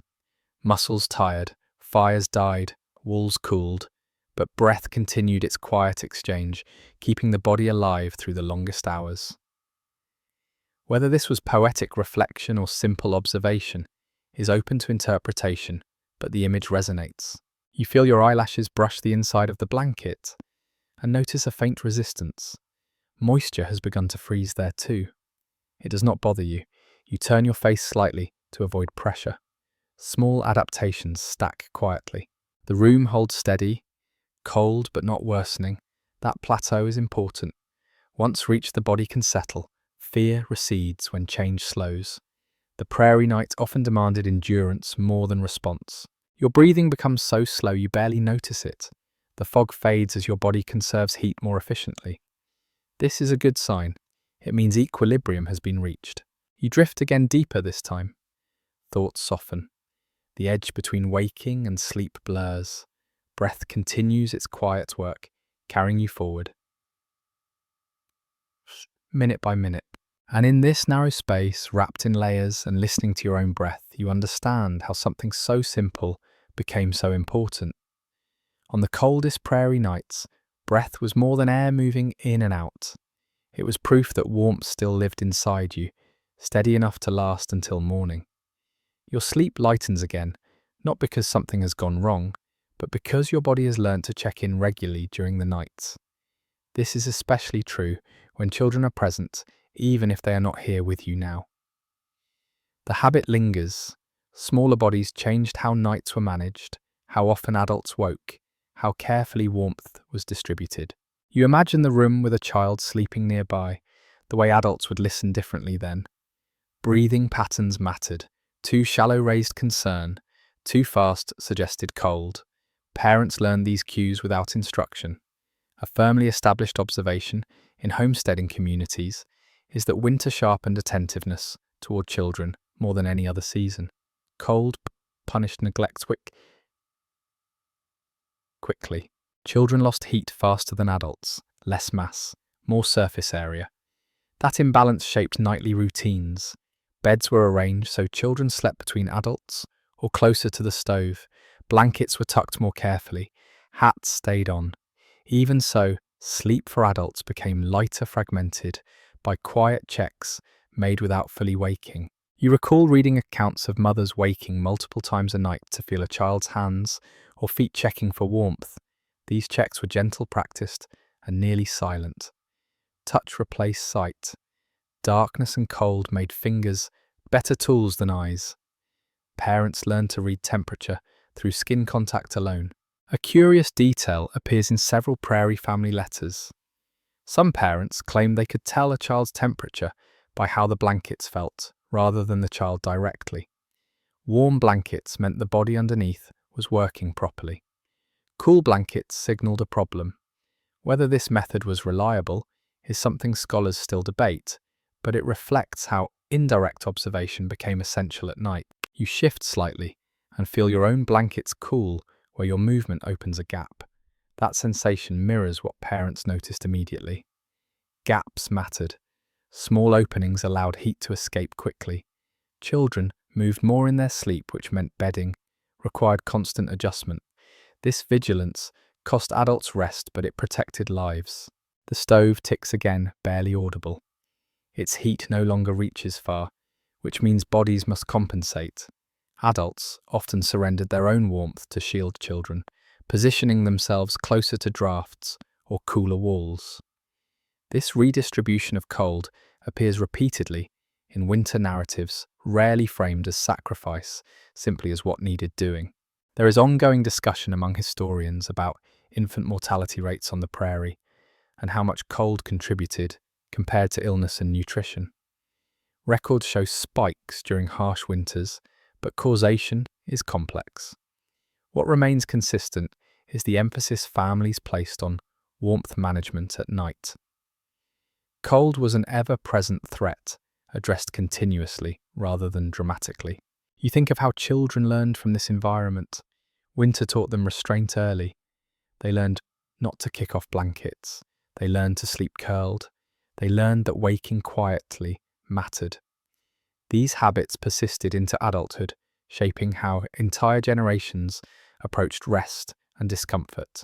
A small, almost tender anecdote from a homesteader memoir describes a child waking in the night to tuck a blanket back over a sleeping parent, mimicking what had been done for them countless times.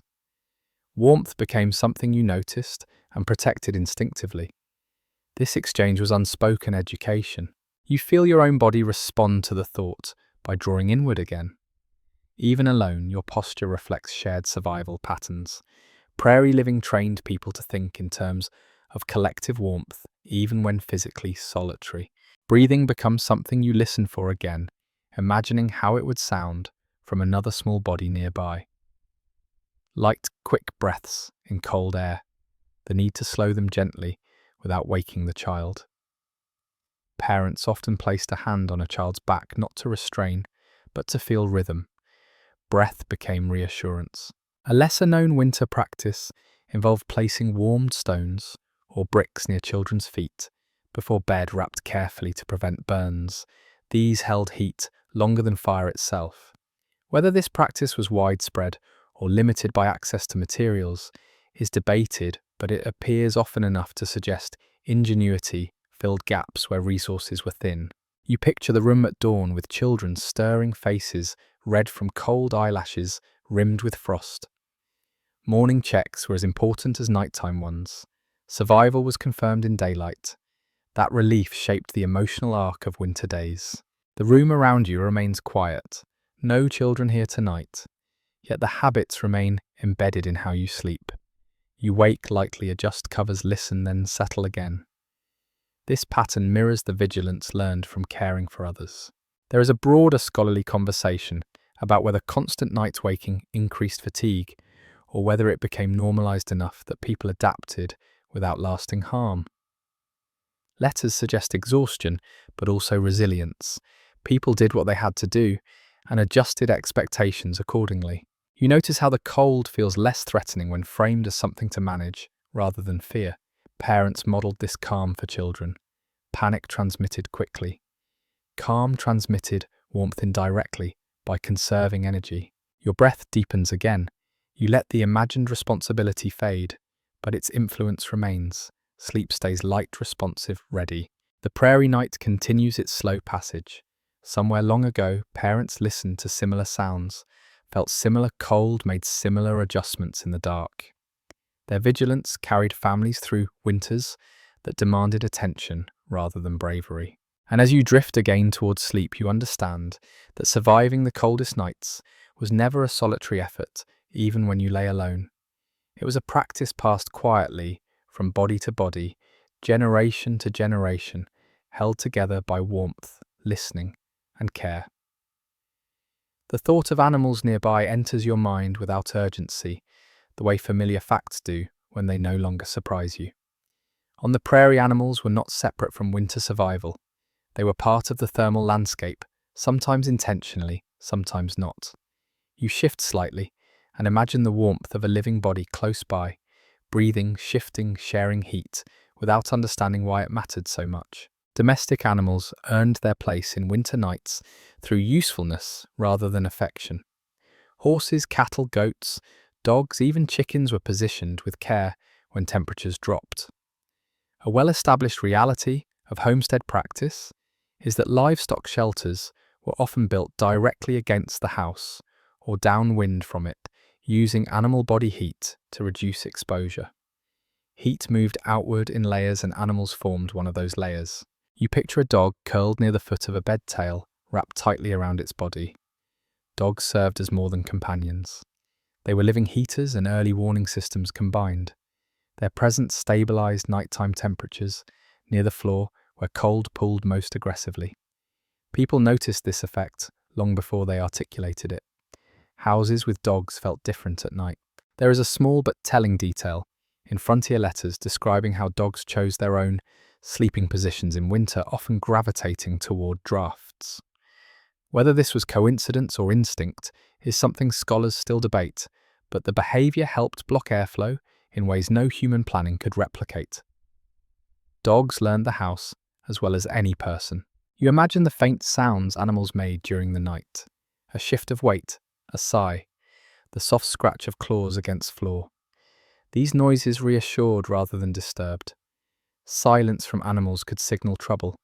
Sound meant life and warmth were still present. Larger animals were kept farther away, but close enough to matter. Barns were often insulated with hay and manure materials that trapped heat effectively. This practice appears repeatedly in agricultural manuals of the period. Manure was not waste in winter, it was insulation. Heat retention took precedence over aesthetics. A quirky anecdote from Prairie accounts mentions families measuring winter severity by how close livestock were brought to the house. Mild winters allowed more distance. Harsh ones pulled animals closer, sometimes into attached lean-tos or partially enclosed corridors. This gradual encroachment was accepted without comment. It was understood as necessary adaptation. You think about the ethical complexity of this arrangement. Animals provided warmth, but they also endured cold themselves. Settlers balanced animal welfare against human survival constantly. Loss of livestock meant loss of future food and labour. Keeping animals alive through winter mattered as much as personal comfort. Historians still examine whether bringing animals closer to living spaces increased disease risk. Evidence exists on both sides.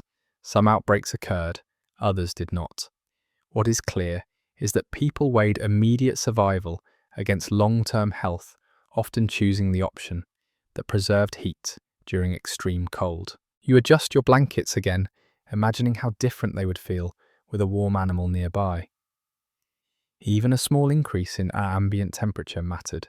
Heat radiated outwards slowly, altering how cold crept in. Animals provided steady warmth that did not flicker or fade like fire. There are accounts of people sleeping in barns during the coldest nights, wrapped in blankets surrounded by livestock. These stories sound extreme now, but they reflect pragmatic thinking. Barns held heat better than houses, sometimes simply because of mass and bodies. Comfort followed heat wherever it existed. You picture your breath in such a space mixing with animal breath fog thick in the air. The smell would be strong, but smell was tolerated in winter if it meant warmth. Priorities shifted. Sensory comfort gave way to thermal necessity. A reflective note from a settler journal describes animals as anchors during winter nights.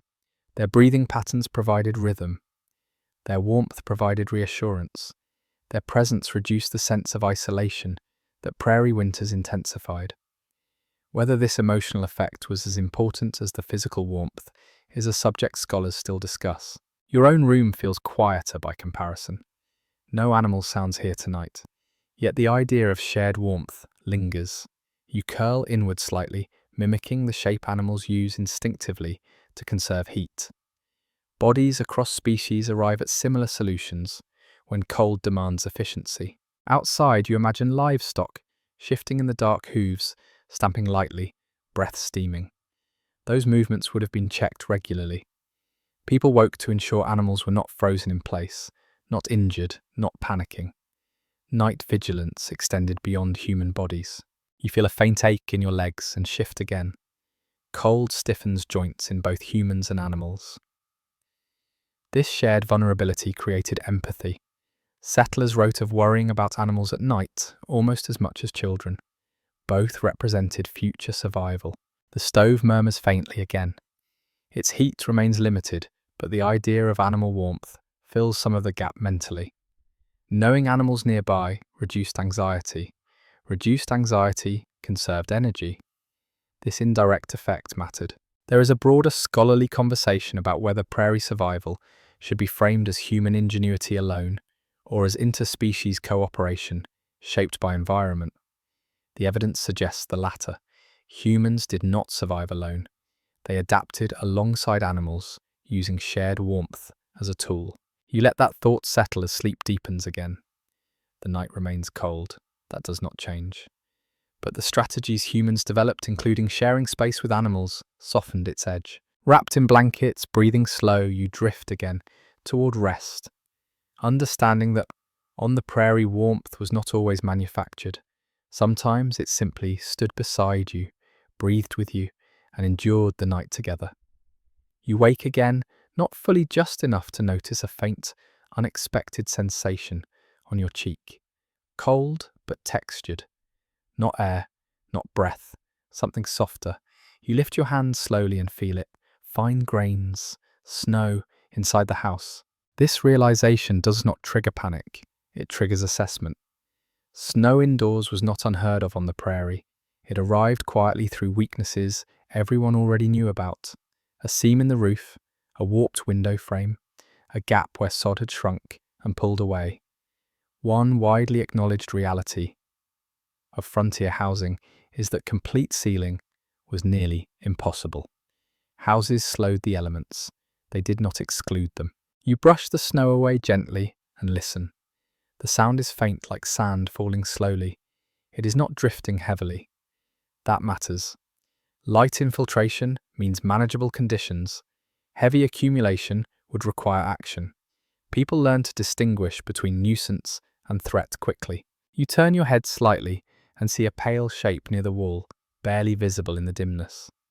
A small drift has formed where the roof meets the wall, carried inward by wind and gravity. This is not new. Many settlers described waking to snow along baseboards or windowsills, sometimes inches deep after a storm. Snow inside the house was inconvenient, but not catastrophic. There is a practical reason snow was tolerated more than rain. Snow could be swept aside. It did not soak immediately into bedding or floors. Moisture was the true enemy. Dry cold, even when intrusive, was preferable. This distinction appears often in winter correspondence, rarely explained, simply assumed. You sit up slightly, careful not to lose too much warmth, and adjust the blanket to block the draft feeding the drift. Even small barriers can redirect airflow. A coat draped over a beam, a sack pressed into a gap.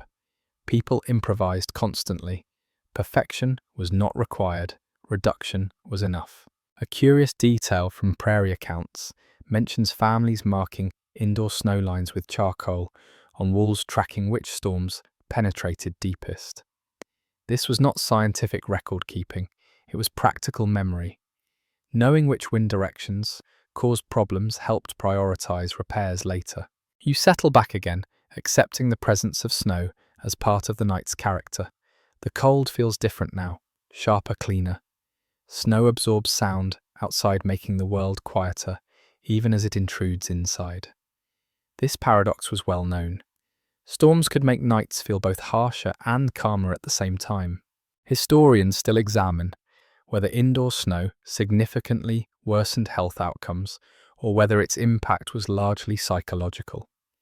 Evidence suggests people adapted quickly, treating it as another condition to manage rather than a crisis. Panic did not improve insulation. You tuck your face deeper into the blankets, adjusting your breathing space. The air inside warms slightly, despite the intrusion. This small success reinforces calm. Calm conserves energy. Energy preserves warmth. The stove gives no answer this time. Its heat is nearly spent. You expected this. The snow's presence confirms that the outside temperature has dropped further. Cold air carries snow farther indoors. That correlation was understood intuitively long before weather science formalized it. You consider getting up to add fuel. The thought passes, then fades. Movement costs warmth. The snow is light. You choose to endure rather than intervene. This decision reflects a common frontier calculation. Not every discomfort justified action. Knowing when to act mattered as much as knowing how. A lesser-known winter habit involved piling snow intentionally against exterior walls to add insulation. Snow trapped air effectively. Some settlers even shoveled snow onto roofs to seal gaps temporarily. Whether this practice significantly improved indoor temperatures is debated, but many believed it helped. You imagine the house wearing a thin white coat, the landscape pressing closer, insulating and intruding at the same time. The prairie did not always oppose shelter. Sometimes it participated in it. You feel the cold settle again, steady and persistent. The snow no longer distracts you. It becomes background. That transition happens quickly. Humans adapt faster than they realize. Your breathing slows. Muscles release tension they did not know they held. The night continues its long arc toward morning. Snow falls, fire fades, walls hold just enough. You think briefly of morning, of sweeping this drift aside of sunlight, revealing where the house gave way. Those thoughts carry no urgency.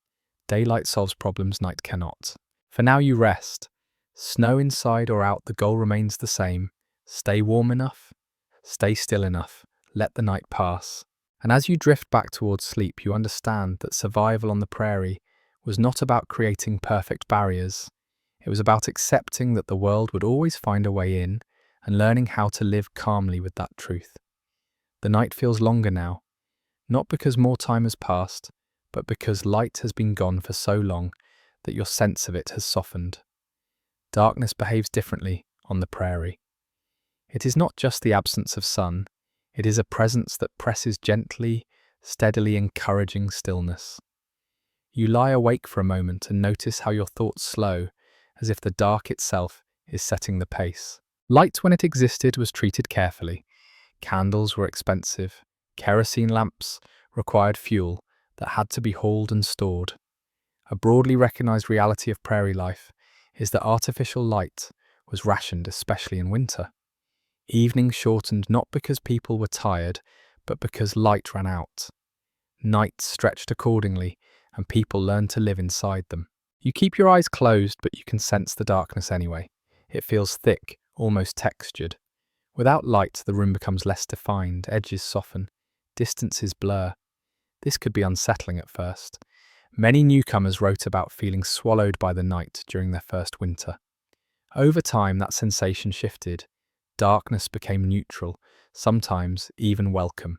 You remember reading that some settlers covered windows intentionally at night, even when glass was available. This reduced heat loss and blocked moonlight that could disrupt sleep.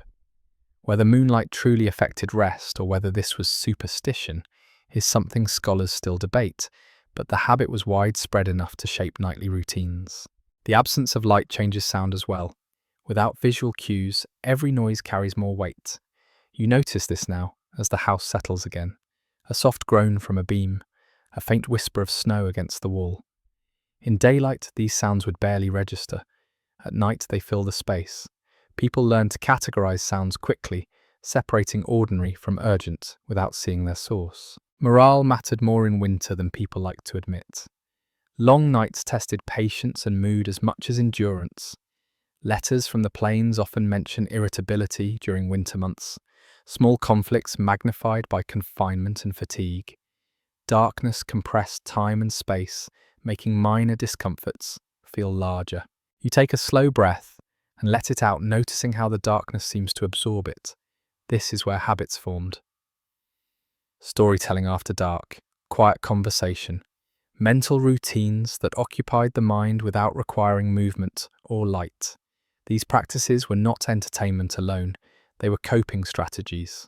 A curious winter tradition, mentioned in some homesteads, involved reciting familiar passages from memory before sleep. Bible verses, poems, even lists of chores. Repetitions soothed the mind and anchored it in something known. Whether this improved sleep quality or simply pastime is open to interpretation, but many found comfort in it. You feel your own thoughts drifting toward memory now. Not specific events, just impressions. The sound of wind earlier, the feel of wool against skin, the steady tick of the stove. These details float up and fade without effort. Darkness encourages this kind of thinking, loose and unstructured. There is an ongoing academic discussion about seasonal affective changes in early settler populations. Did long winters and limited light contribute to depression in measurable ways, or did constant physical labour and community engagement offset those effects? Records are inconclusive. What is clear is that people noticed mood shifts and adapted in practical ways rather than clinical ones. You shift slightly, adjusting your blankets again. The movement is minimal, careful. Darkness discourages unnecessary motion. Without sight, movement feels riskier. People learn to plan movements mentally before making them. This reduced accidents and conserved warmth. Stillness became a skill. Outside, the storm has quieted further. Snow absorbs sound so thoroughly that the world seems paused. This silence is different from calm. It is dense. You can almost feel it pressing against the walls. Inside, the house responds by amplifying internal noises. Your breathing sounds louder now, steady and rhythmic. You wonder briefly how people mark time during nights like this. Without clocks or watches easily visible in the dark, time was measured by internal cues: hunger, fatigue, temperature changes, the fading sound of fire. These signals replaced hours and minutes. Night became a sequence of sensations rather than a duration. A small detail from Prairie journals describes people waking and assuming dawn had come only to realize hours remained. This false dawn could be discouraging. Over time, people learned not to expect morning too soon. Expectations adjusted downward, making endurance easier. You feel the cold deepen slightly, then stabilize, that plateau again. Darkness and cold often worked together, reinforcing each other's presence. Yet once stabilized, they demanded less attention. The worst moments were transitions, not constants. You think of how light returned in the morning, gradually, almost shyly. Dawn did not burst in, it seeped. That memory carries comfort now. Even in the deepest dark, morning exists somewhere ahead. This awareness softened nights emotionally, even when physically demanding. There is scholarly interest in how early settlers perceived darkness compared to modern populations. With fewer artificial light sources, darkness was more complete, but also more familiar. Fear of the dark diminished through exposure. People did not romanticize it, they accepted it as a condition. You let your breathing slow further using darkness as a cue. Nothing is required of you now. No work can be done, no repairs made. Night is for waiting. This acceptance reduces tension. Fighting darkness wastes energy. Your thoughts drift again slower now. The room fades from awareness. Only sensations remain. Warmth where blankets hold, cool where they do not. Breath moving quietly, heart beating steadily. In this extended darkness, morale becomes an internal resource.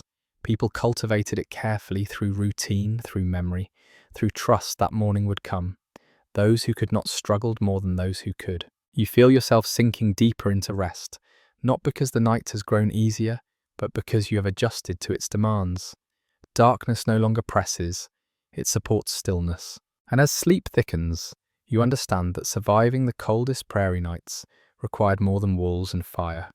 It required learning how to live inside darkness without resisting it, letting it slow you, quiet you, and carry you gently toward dawn. A small sound pulls you back toward waking, not sharp, not loud, a cough. It could be yours. It could belong to someone imagined in the next bed. Either way, it carries weight in winter. Illness sounds different at night, especially when help is far away. You lie still for a moment, listening to the quiet, after it measuring what follows. On the prairie, sickness was rarely dramatic at first. It crept in quietly, announced by subtle changes in breathing, by throats that felt rougher than usual, by fatigue that lingered into morning. A broadly accepted understanding among homesteaders was that winter illness often revealed itself at night, when the body was no longer distracted by work. You swallow gently and feel a faint dryness. Not pain, just awareness. Cold air irritated lungs and throats, making it difficult to distinguish between simple dryness and the beginning of something more serious. People paid attention to these sensations without immediately naming them. Naming created fear. Observation created options. You remember accounts of settlers keeping simple remedies close to the bed: honey when available, vinegar mixed with water, herbal infusions made from whatever could be stored through winter. These were not cures in the modern sense. They were comforts that eased symptoms enough to allow rest. Rest mattered more than treatment. There is continuing academic discussion about how much winter illness on the prairie was caused by cold exposure versus malnutrition and exhaustion. Records suggest all three intertwined. Cold weakened defenses, limited diets reduced resilience, fatigue lowered resistance. Isolating a single cause oversimplifies the experience. People lived inside a web of factors, not categories. You adjust your breathing, keeping it slow and shallow. Harsh inhalations aggravate irritation. This instinctive moderation appears often in personal accounts. People learn to protect their lungs the way they protected their fingers, through gentleness rather than force. You think of children again, of how a cough would bring immediate attention. Parents listened carefully to tone and frequency. Dry coughs suggested cold air. Wet ones raised concern. Fever, if present, changed everything. Nighttime fevers were especially feared. Without doctors nearby, judgment fell to families. A detail from winter diaries mentions the ritual of checking foreheads with the back of the hand. This method persisted even when thermometers became available. Touch conveyed more than numbers. It provided reassurance or warning in a way instruments could not. Warm skin could mean recovery or danger, depending on context. You shift slightly, feeling your chest expand and contract beneath layers. Clothing and blankets dampened sound, making breathing quieter. This quiet is reassuring. Loud breathing signaled strain. Soft breathing suggested balance. The stove gives a faint sound, almost imperceptible. Its heat is gone now, but its presence still matters. Cold rooms increased coughing. Dry air irritated passages. Some settlers placed pans of water near stoves to add moisture, believing it eased breathing. Whether this practice measurably improved health outcomes is something scholars still debate, but many swore by it. You recall a story of a homesteader placing a damp cloth near a sleeping child's face to soften inhaled air. The method required careful attention to avoid chilling. Improvisation was constant. Knowledge travelled through experience, not manuals. Outside, the wind shifts slightly, then settles. Changes in weather often preceded changes in health. Barometric pressure shifts affected joints, lungs, moods. People noticed these patterns long before they could explain them. Winter made bodies into instruments. You take another slow breath and feel it settle without discomfort. That is good, you let the concern recede. Vigilance does not require alarm, it requires attention. There is scholarly debate about how fear of illness shaped winter behaviour more than illness itself. Some argue that the anticipation of sickness drove excessive caution. Others suggest that caution prevented worse outcomes. The truth likely sits between. Fear sharpened awareness. Awareness prompted protective habits. You pull the blanket slightly higher around your shoulders, not because you are cold, but because warmth supports healing. This association appears frequently in letters. Warmth was believed to strengthen the body's ability to fight illness. Whether this belief was physiologically accurate or psychologically supportive is less important than its effect. It encouraged behaviours that conserved energy. Your thoughts drifted to neighbours miles away, facing similar nights. Illness in isolation carried risk. Community mattered. People checked on one another when weather allowed.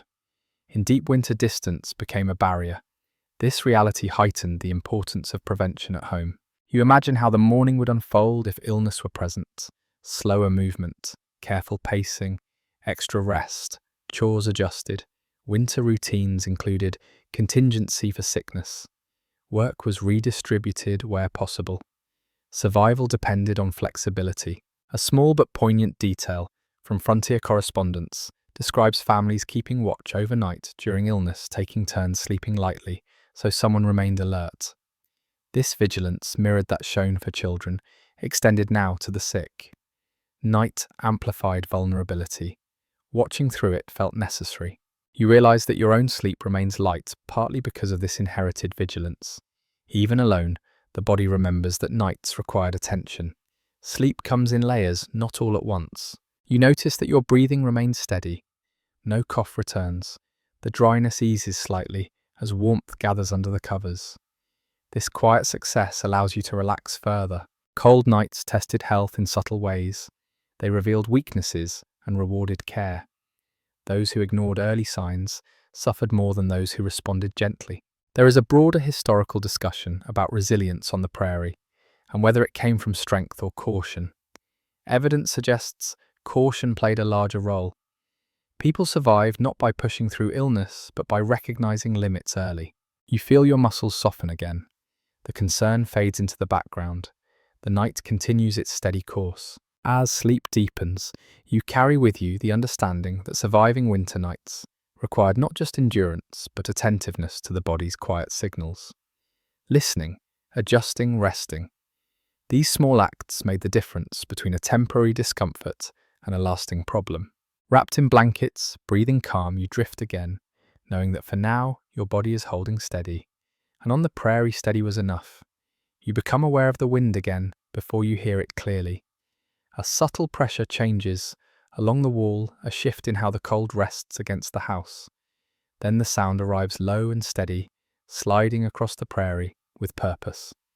Wind is never just background here. It is the deciding factor, the force that turns manageable cold into something sharper. Still air can be endured. Moving air strips warmth with ruthless efficiency. This was one of the earliest lessons people learned, often faster than any other. A widely recognized reality of prairie winters is that wind mattered more than temperature alone. A calm night at extreme cold could be survived. A windy night at moderate cold could exhaust even the prepared. You lie still and listen as the wind tests the house again. It does not slam, it probes, it searches for seams, angles, weaknesses. You feel it most where walls meet roof, where materials change, where construction had to compromise. Wind understands buildings instinctively. The sound shifts as it passes, sometimes a whisper, sometimes a low moan. Each variation carries information. Experienced settlers learned to read wind by ear. A rising pitch suggested increasing speed. A deeper tone meant sustained pressure. These cues mattered. They informed decisions about whether to get up, add fuel block drafts, or stay still. You remember accounts of people describing wind as the true enemy of winter. Cold could be planned for. Wind disrupted plans. It moved snow into unexpected places, forced air through barriers, turned small gaps into open doors. Managing wind was less predictable than managing fire or food. A curious practice mentioned in several homestead journals involves hanging loose fabric near doors and windows to make drafts visible. Movement revealed airflow. Whether this was common or simply memorable is debated, but the idea reflects how seriously wind was taken. Invisible threats demanded creative detection. You feel the cold intensify briefly as a gust presses harder against the wall near your feet. The blankets respond, shifting slightly. You draw them closer without fully waking. These micro-adjustments happen almost automatically now. Bodies learn to respond faster than thought. The stove offers little resistance at this stage of the night. Its heat is nearly gone, and the wind accelerates that loss. This is the coldest combination. Wind pulling warmth away while the fire fades. People anticipated this window. It defined the night's hardest hour. There is ongoing scholarly discussion about whether wind exposure increased fatigue more than cold itself. Many first-hand accounts suggest it did. Wind forced constant adjustment. It demanded attention. It eroded patience. Nights without wind felt longer but gentler. Wind shortened tolerance.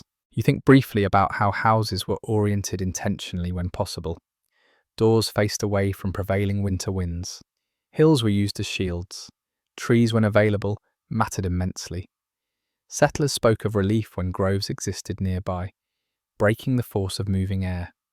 On open prairie, such relief was rare. The wind outside now lifts fine snow and drives it against the wall. You hear the faint tapping like dry sand.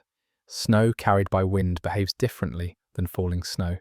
It scours, it infiltrates, it finds paths that gravity alone would not. This is how snow ends up indoors, how drifts form in corners no one expects. You curl inward a fraction more, instinctively reducing exposed surface. Animals do this too. Across species, wind triggers similar responses. Bodies present less area, conserve heat more efficiently. Instinct fills gaps where planning ends. A small but revealing detail from winter correspondence describes people placing furniture, deliberately, to block drafts. Chests, trunks, even stacks of books were pressed against cold walls. These objects absorbed and redirected airflow. Heavy things mattered, light barriers failed. You imagine the wind circling the house, testing again and again. It does not hurry, it has time. People learned not to take wind personally. It was not attacking, it was behaving as it always did. Understanding that reduced fear. Historians still debate whether prairie architecture evolved more in response to wind or temperature. Evidence suggests wind drove more design changes.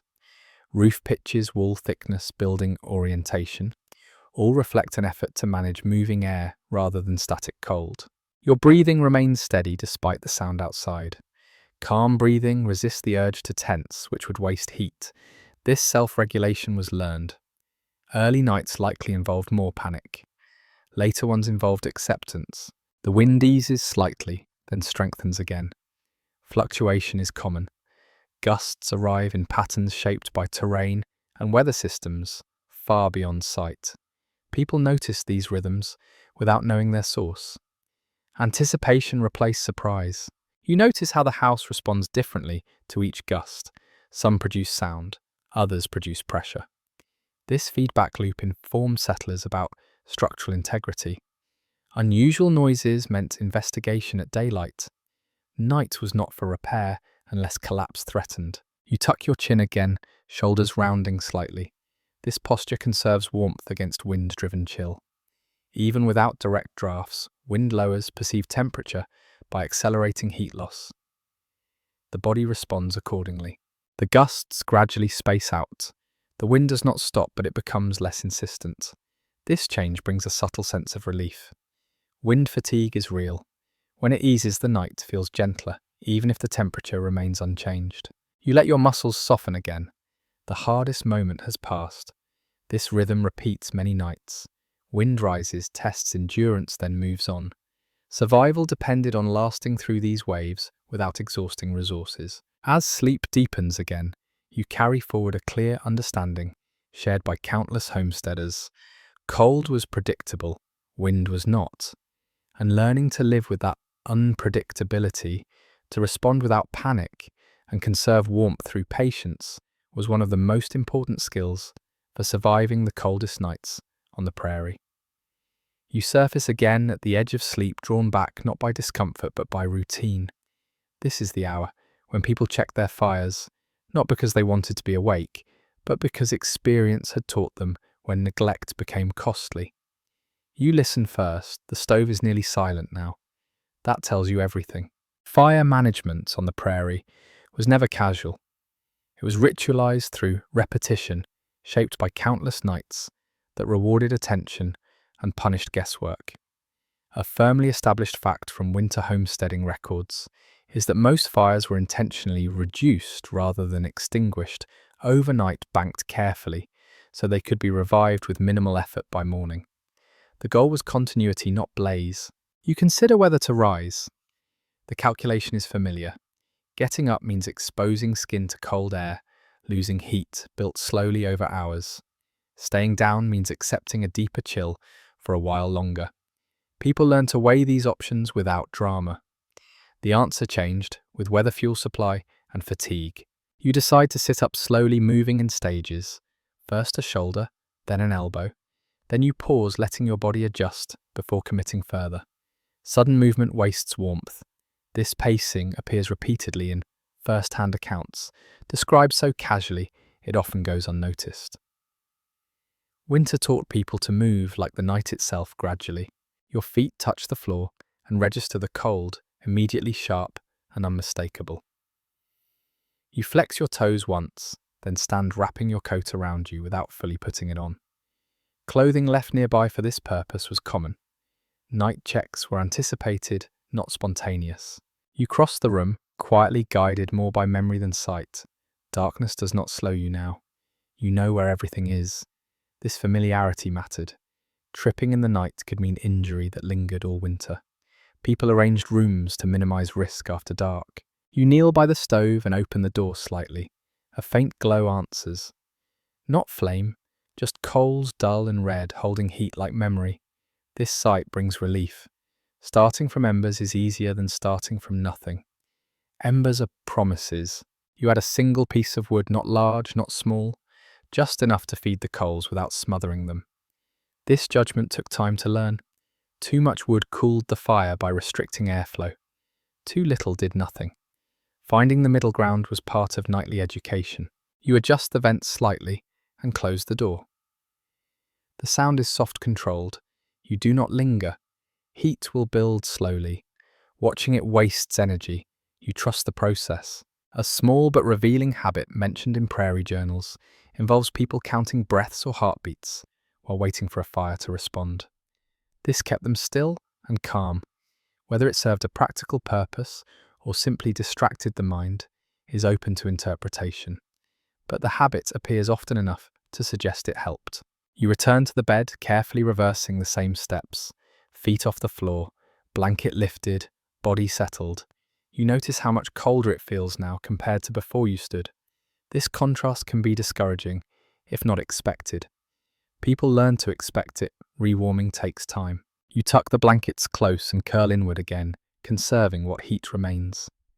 Within minutes, you feel the faint return of warmth, not from the stove yet, but from your own body responding to stillness. Internal heat production resumes its quiet work. Fire rituals like this were often shared tasks in households. One person rose while others slept. Roles shifted based on fatigue and fairness. There was no strict schedule. Whoever woke naturally often took responsibility. This fluid system reduced resentment and maintained warmth. Scholars still debate whether these frequent night wakings significantly reduced overall rest quality. Some argue they did. Others suggest that people adapted, achieving sufficient rest through cumulative sleep, rather than uninterrupted hours. The evidence leans toward adaptation rather than deprivation. You listen now for the stove's response. A soft crackle begins, tentative but real. The metal will warm slowly. The room will respond gradually. This delay is normal. Expecting instant warmth leads to disappointment. You breathe evenly, allowing your body to relax back into the mattress. The hardest part is over. You did what needed doing.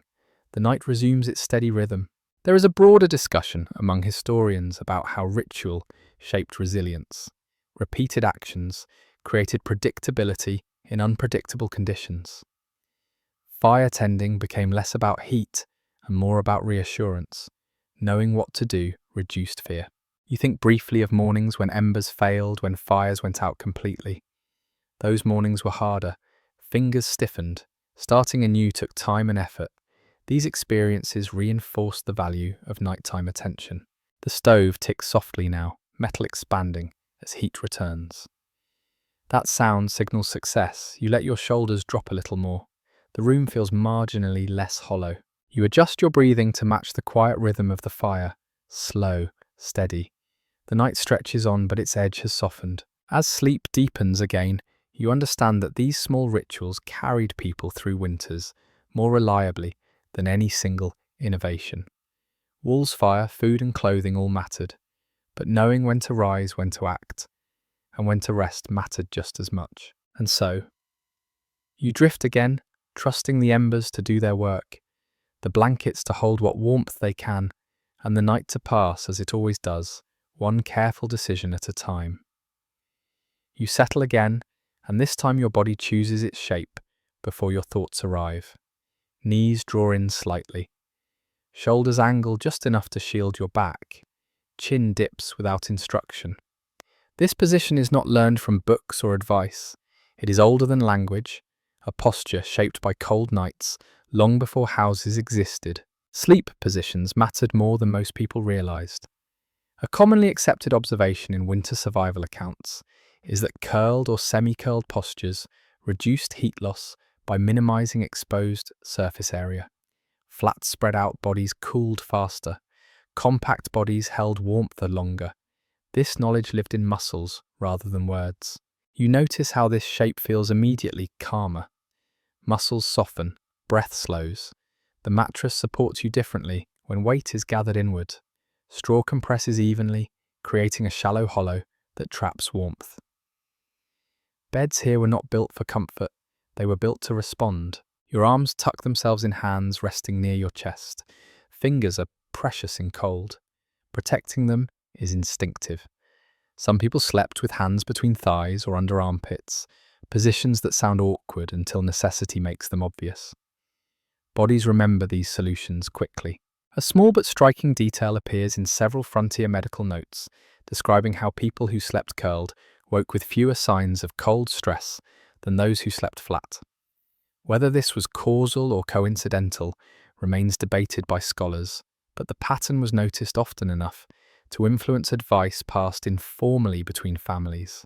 You adjust your legs again, finding a balance between tight and tense. Too tight restricts circulation. Too loose invites cold. This balance shifts as the night deepens. You respond without fully waking, making micro-adjustments that conserve heat without costing rest. You think briefly of how animals sleep in winter. Dogs curl tightly, noses tucked into tails. Cats compress themselves into near-perfect circles. Livestock huddle, shoulder to shoulder. Across species, cold produces the same solutions. Humans are no exception. Architecture changes, but bodies still answer cold the same way. There is an ongoing academic discussion about whether these instinctive postures reduced long-term joint health or whether the body adapted without consequence. Evidence is mixed. Some accounts mention stiffness, others suggest no lasting harm. What remains clear is that survival took priority over ergonomic comfort. Your spine relaxes slightly as you settle deeper. The fire's renewed warmth has not reached you yet, but internal heat production has stabilized. The room feels less hostile now. Not warm, simply predictable. You notice that your breathing aligns with your posture. Shorter breaths, slower rhythm. This reduces heat loss through respiration. People did not frame it this way, but they noticed the effect. Calm breathing supported warmth. Agitated breathing wasted it. A quirky habit, mentioned in a few Prairie diaries, involves people sleeping with small pillows pressed against their stomachs. Not for comfort, but to insulate the core. Whether this made a measurable difference is unclear, but the belief itself shaped behavior. Anything that protected the core was valued. You shift again and feel the blankets settle into the curves of your body. This contact matters. Blankets work best when they follow shape rather than float above it. Loose air escapes. Trapped air insulates. Bedding here was arranged with that in mind, even if no one articulated it scientifically. Historians still argue whether winter sleep on the prairie should be considered deprived or adapted. Fragmentation was common, but adaptation does not always look like deprivation from the inside. People learned to rest in shorter cycles, waking and sleeping repeatedly without distress. The body adjusted. You feel that adjustment now. Waking no longer feels disruptive. It feels like part of the process. Sleep flows around it rather than breaking apart. Your feet press lightly against each other beneath the blankets, sharing warmth. This small contact raises temperature locally. People noticed this effect quickly. Couples slept facing one another, legs intertwined, sharing heat efficiently. Even alone, the body seeks similar strategies. The stove ticks again, slightly louder now, as metal expands. That sound signals warmth on the way. You do not change position. Movement would release stored heat. You let the warmth come to you instead. There is a scholarly conversation about whether winter postures became habitual, even outside cold conditions. Some evidence suggests people retained curled sleep positions year-round. Others adapted seasonally. Either way, posture became part of winter identity. Your mind drifts without direction. Images fade quickly. Sensations dominate. Weight, warmth, breath. The world narrows to what matters. You feel yourself sinking further into the mattress, straw shifting, forming a deeper cradle. This cradle holds warmth better than a flat surface ever could. Imperfection becomes advantage. The cold remains present, but it no longer intrudes. It has been accounted for by posture layers, breath, and patience. That accounting took years for many settlers to master. You feel it now without effort. As sleep thickens again, you understand that surviving prairie nights required listening to the body as much as building shelters. Posture was not comfort-seeking, it was strategy made unconscious. And wrapped in this compact shape, breathing slow, you drift again, carrying forward a solution as old as cold itself. Sleep deepens, but it does not smooth out. Instead, it becomes vivid in short stretches, arriving in fragments that feel more intense than ordinary dreams. Cold does this. It sharpens images, condenses them, makes them practical. You drift and return, never quite losing awareness of the room around you. Your dreams carry weight, not symbolic weight, but physical. You dream of walking across packed snow and feel the resistance under your feet. You dream of firelight and feel warmth on your face that fades too quickly. Prairie settlers often wrote that winter dreams felt closer to waking life than summer ones. The body never fully surrendered when cold was present. There is a well-supported observation in sleep studies of extreme environments that light sleep increases sensory recall. On the prairie, people noticed this long before anyone measured it. Dreams borrowed sounds from the house. Sensations from the body. A creak in the wall became a footstep. Wind became movement through grass. The mind worked with what it had. You wake slightly as the stove gives another soft sound, not loud enough to pull you fully out of sleep, but enough to redirect a dream. Fire appears again behind your closed eyes, then dissolves. This blending of inner and outer worlds was common enough that settlers rarely commented on it unless a dream lingered into morning. You shift and resettle posture, tightening briefly before relaxing again. This movement happens inside a dream, not outside it.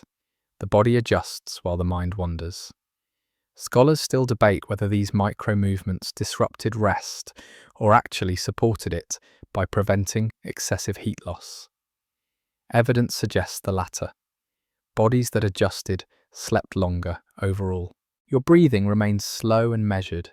Breath anchors dreams to reality. When breathing stayed calm, dreams stayed calm. When breathing quickened, dreams often followed. People noticed this relationship intuitively, though they lacked language for it. A curious detail from frontier memoirs mentions people waking with solutions to practical problems after winter nights. Fence repairs, tool fixes, planting plans, dreams became workshops shaped by the necessity of efficiency.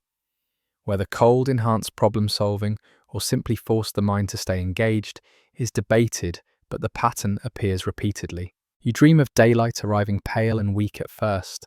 The image does not comfort you yet. It simply exists. Morning is acknowledged, not anticipated. This restraint protects against disappointment. Expecting dawn too early made nights feel longer. You wake again, briefly, aware of your limbs of the way. Blood moves slowly in cold. There is no pain, just heaviness. You let it be.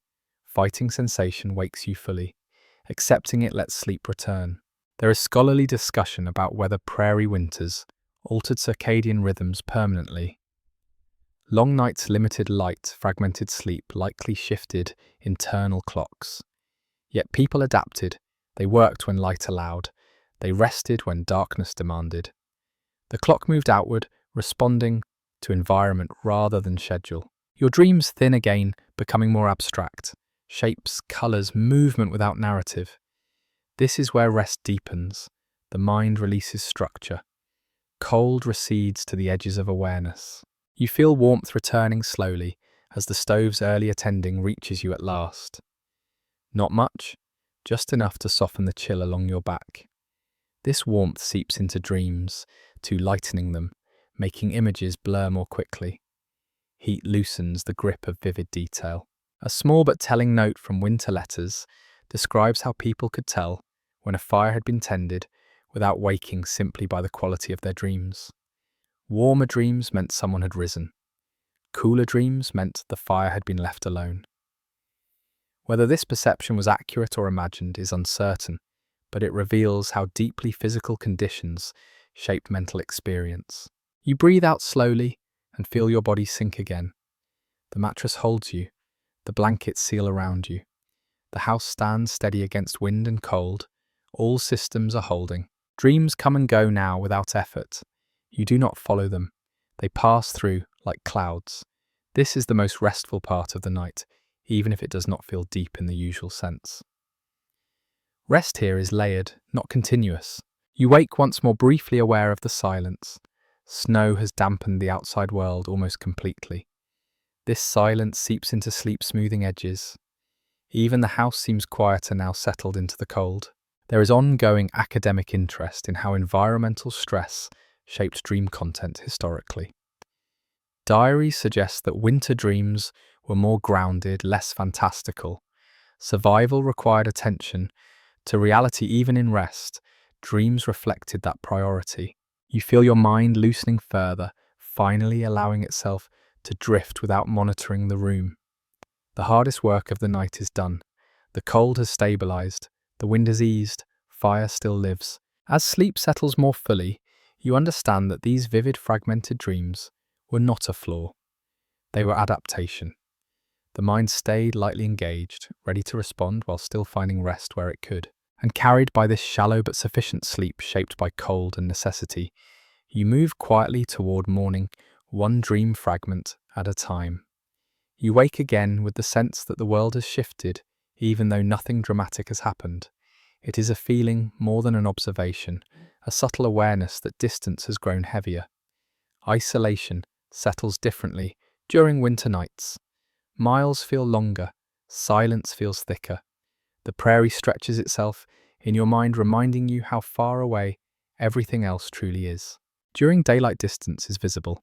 You can see where land meets sky, where a neighbour's house might sit like a dark punctuation mark on the horizon. At night, distance becomes abstract. You cannot see it, but you feel it pressing inward. A widely recognised aspect of prairie life is that winter amplified isolation, not by increasing physical distance, but by limiting movement. Roads disappeared under snow, travel slowed to a crawl, or stopped entirely. You lie still and think of how people measured separation then. Not in miles, but in time and risk. A neighbour 5 miles away in summer might as well have been 50 in winter. This recalibration shaped social life. Visits were planned carefully. Emergencies were endured privately whenever possible. There is considerable scholarly discussion about how this isolation affected mental resilience. Some argue it fostered independence and self-reliance. Others suggest it intensified loneliness and stress. The truth likely depends on individual temperament and community structure. Letters reveal both quiet acceptance and deep strain. You imagine a light burning somewhere far off, unseen but present. Many settlers wrote of comfort, drawn from simply knowing others were out there, enduring the same night. Even without contact, shared experience reduced the sense of abandonment. Isolation was physical, not existential. The house around you feels like a small island now. Walls define the boundary between survival and exposure. Everything you need for the night is already inside. That realization brings a strange calm. Once night settles fully, there is nowhere else to be, nowhere else you could reasonably go. This containment reduces choice, which in turn reduces anxiety. You recall accounts of people stepping outside at night only when absolutely necessary, and how that act felt like crossing into another world. Darkness swallowed sound, cold stole breath instantly. Those experiences reinforced the value of staying put. Home became less a place and more a condition. A quirky detail from Prairie Diaries describes settlers talking to themselves more during winter nights. Not loudly, just murmured words, reminders, reassurances. Sound broke the weight of isolation. Hearing one's own voice confirmed presence. Whether this habit was widespread or simply more noticeable in written recollection is debated, but it appears often enough to feel meaningful. You shift slightly and feel the familiar press of blankets, the known shape of the mattress. These physical anchors counter abstract distance. Touch replaces sight. Familiar textures reassure where horizons cannot be seen. Outside, the wind has calmed further. Snow absorbs sound so completely that the prairie seems to have retreated. This quiet can feel peaceful or unsettling, depending on mood. Tonight it feels neutral. Silence does not demand interpretation anymore. You think of how isolation shaped decision-making. With help far away, people planned more carefully. Tools were repaired rather than replaced. Food was rationed thoughtfully. Firewood was guarded closely. Winter nights reinforced these habits. Mistakes carried consequences that could not be easily corrected. There is ongoing debate among historians about whether prairie isolation strengthened community bonds in the long term. Some evidence suggests that shared hardship deepened mutual dependence when conditions allowed interaction. Other evidence shows fractious disputes amplified by stress. Both patterns existed. Isolation revealed strengths and weaknesses equally. You feel a faint ache in your shoulders and adjust again, easing tension. Physical discomfort feels different when alone. There is no distraction, no conversation to redirect attention. The body speaks more clearly. People learned to listen to it to address small issues before they grew. A small but telling anecdote from Homesteader letters describes people leaving lamps or candles burning low through the night, not for light, but for company. The glow itself mattered. Whether this practice wasted precious fuel or preserved morale is something scholars still discuss, but many chose morale. You do not light anything now. Darkness has already claimed the room, and you have accepted it. Acceptance changes isolation from threat to condition. It is still present, but it no longer presses. Your breathing slows again, steady and untroubled. Breath becomes a companion, something consistent in a world temporarily reduced to a single room. This inward focus was common. Winter nights turned attention inward by necessity. You think of morning again, but without urgency. Morning will come whether you think about it or not. Trusting that fact eases the sense of separation. Time moves forward, even when nothing else does. A reflective passage from a settler journal describes winter nights as lessons in sufficiency. Everything needed was already there. Longing for more only sharpened discomfort. Contentment came from recognizing adequacy. Whether this philosophy emerged from wisdom or exhaustion is open to interpretation, but it appears often. You feel sleep approach again, gentler this time. Isolation recedes as awareness narrows. The prairie still exists beyond the walls, vast and indifferent, but it no longer dominates your thoughts. As you drift, you understand that surviving the coldest nights was not just about managing temperature. It was about managing distance, learning how to exist comfortably within a small contained world, while trusting that the larger one would return with daylight. And wrapped in that understanding, you let sleep take you again, carrying you quietly through the remaining dark hours. Alone but not undone by it, you wake again with a different kind of awareness, sharper and more practical. Something small needs attention, not urgent, not dangerous, just unresolved. On the prairie, these moments mattered. Minor problems left alone overnight often grew by morning, especially in winter. You sit up slowly and scan the room with memory rather than sight. The snowdrift you noticed earlier has grown slightly, not enough to alarm, but enough to confirm a draft is feeding it. This is the kind of issue people addressed even at night, because waiting meant more work later. A widely noted aspect of frontier life is that maintenance never truly paused, it only slowed. You reach for a nearby sack and drag it gently across the floor, careful to keep movement minimal. The sack is heavy with grain, dense enough to block airflow. You wedge it against the base of the wall, where cold air slips in. The effect is immediate. The faint whisper of air quiets. Snow stops falling there, not permanently, just for now. This kind of repair was common. Temporary solutions bought time. Permanent fixes waited for daylight. Scholars still debate whether constant patching weakened long-term building integrity or strengthened it through attention.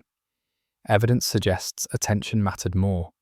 Houses survived because people listened to them. You brush the snow aside with your sleeve, careful not to introduce moisture to the bedding. Dry snow can be managed. Wet snow causes trouble. This distinction appears repeatedly in winter accounts. Dry cold was tolerated, damp cold was feared. You consider the roof briefly.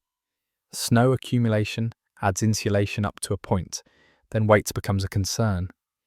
People learn to judge this balance by sound and sag rather than measurement.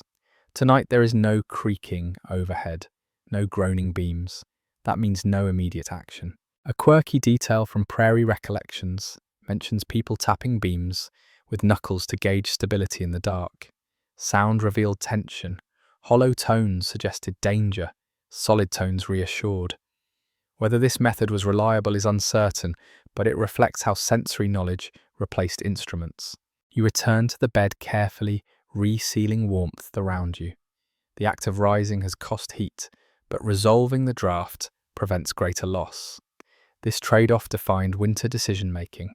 Short discomfort for long-term gain. Your hands feel colder now. You tuck them back under the blankets and press them together, sharing warmth.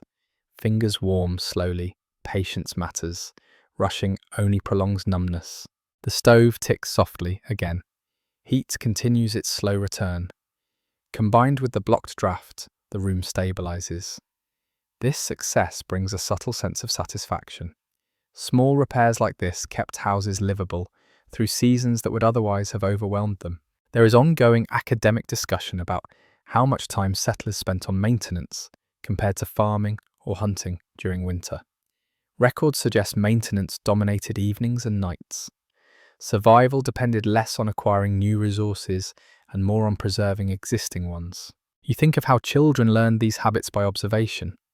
Watching adults rise quietly, make small adjustments, then return to rest. Maintenance became part of nightly rhythm, not a separate task. This normalization reduced stress. You feel sleep approach again, deeper now that the issue is resolved. The mind rests easier when small problems are addressed. Ignoring them invites vigilance. Resolving them invites rest. Outside, the wind remains subdued. Inside, the house feels steadier. Snow no longer intrudes at your cheek. These changes are subtle but meaningful. You adjust your posture again, curling inward. The night continues, but its demands have softened. The remaining hours will likely pass without further intervention. As you drift back towards sleep, you understand that survival on the prairie depended not on heroic fixes, but on constant small corrections.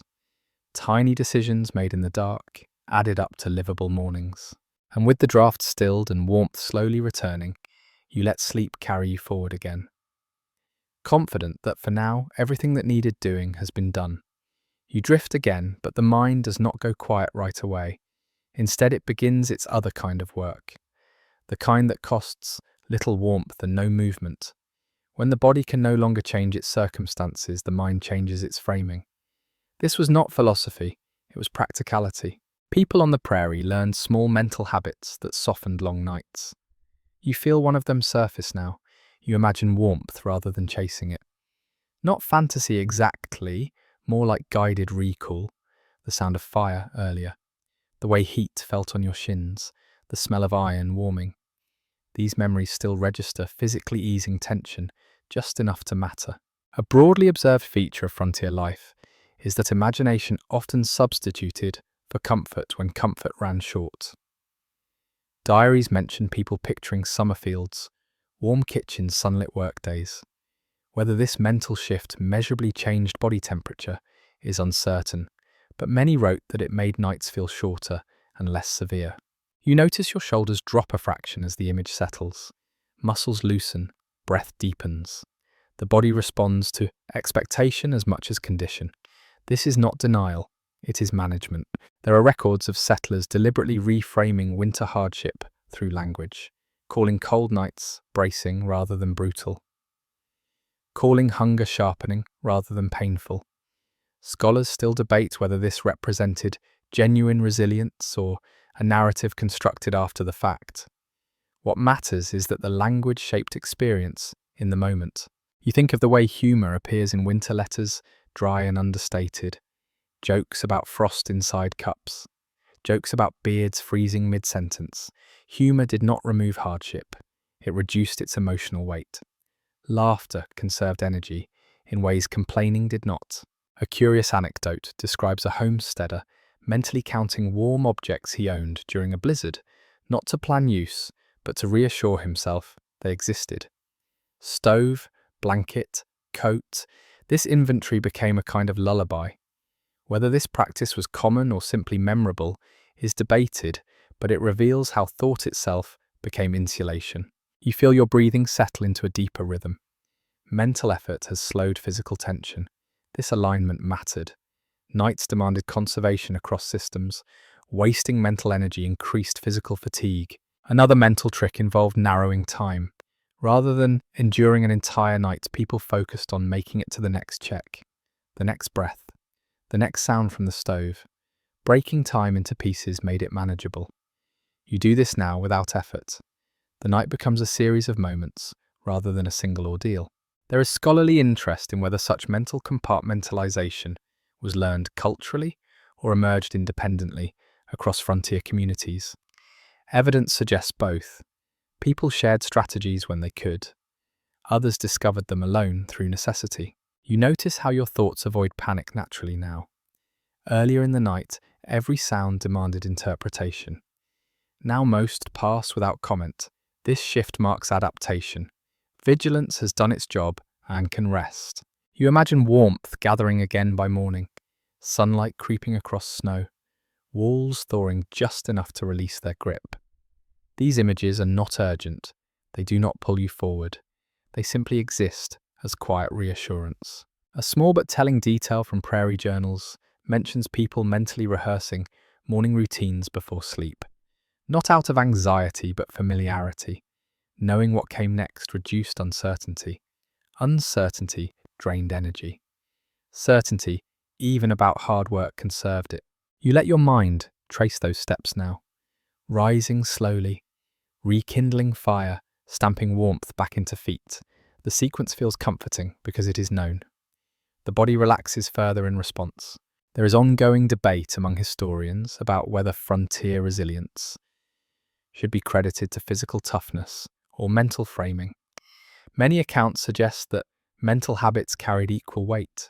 People who found ways to reinterpret discomfort endured better than those who resisted it. You feel sleep deepen as these thoughts drift without effort. The mind is not solving problems now. It is smoothing edges. This smoothing allows rest to settle more fully. Your posture remains compact, blankets hold. The room remains cold but stable. Nothing new demands attention. That absence itself is a success. You sense a faint warmth returning along your back as the stove's earlier tending continues its slow effect. The timing aligns with your mental easing. External and internal adjustments converge. A reflective note from one settler letter describes winter nights as lessons in patience rather than endurance. Endurance implies force, patience implies alignment. This distinction mattered. People who tried to overpower winter exhausted themselves. Those who waited it out lasted. You feel that patience now. There is nothing to do but breathe and remain still. This is not helplessness. It is efficiency. Your thoughts thin further, becoming impressions rather than narratives. Colour without shape. Sensation without label. This is where sleep finally gains depth. And as you sink into it, you understand that surviving the coldest prairie nights was not only about tools and techniques. It was also about learning how to think when thinking was all that remained available. The mind became a shelter when walls reached their limits. Wrapped in that quiet understanding, you drift onward, carried gently by breath, memory, and the knowledge that the night is no longer something to fight, only something to pass through. Voices arrive in your mind before sound does. Not real voices in the room, but remembered ones carried forward through habit and need. Winter nights on the prairie were long enough that silence alone sometimes felt unfinished. Stories filled that space, not grand tales meant to impress, but familiar ones meant to steady. You imagine people speaking softly after dark words chosen not to wake children or waste breath. Stories were shaped by the room, short, meandering, often unfinished. A commonly noted aspect of prairie winter evenings is that storytelling did not always aim for endings. The act itself mattered more than resolution. Words created warmth of a different kind. You recall that many families relied on the same small collection of stories, year after year. Familiarity was a feature, not a flaw. Knowing what came next allowed listeners to relax, fully drifting in and out without fear of missing something important. Surprise wakes the body, predictability soothes it. There are accounts of settlers retelling events from the day with exaggerated calm, turning minor mishaps into gentle humour. A frozen water bucket became a joke, a stubborn door became a character. This reframing lightened the emotional weight of hardship. Scholars still debate whether such humour was a coping mechanism or simply personality expressed under pressure. Either way, it worked. You notice how the memory of quiet laughter feels warming even now. The body responds to emotional cues. Relaxation reduces tension. Reduced tension conserves heat. This connection was not explained in manuals. It was lived. A small but memorable detail from Frontier Letters mentions people whispering stories directly into blankets. Voices muffled but close. Sound stayed contained. Warm breath stayed near faces. Stories and warmth intertwined physically. Whether this improved sleep quality or simply made the night feel shorter is debated, but the practice persisted. You think of children listening with eyes closed, not asleep yet, following familiar words, until they drifted off mid-sentence. Adults continued speaking for a while longer, then tapered off naturally as sleep took over. This gradual fading mirrored the way fires were banked rather than extinguished.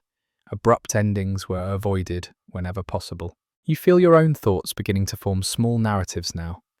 Not full stories, just sequences. A memory of a warm kitchen, a recollection of hands passing a mug.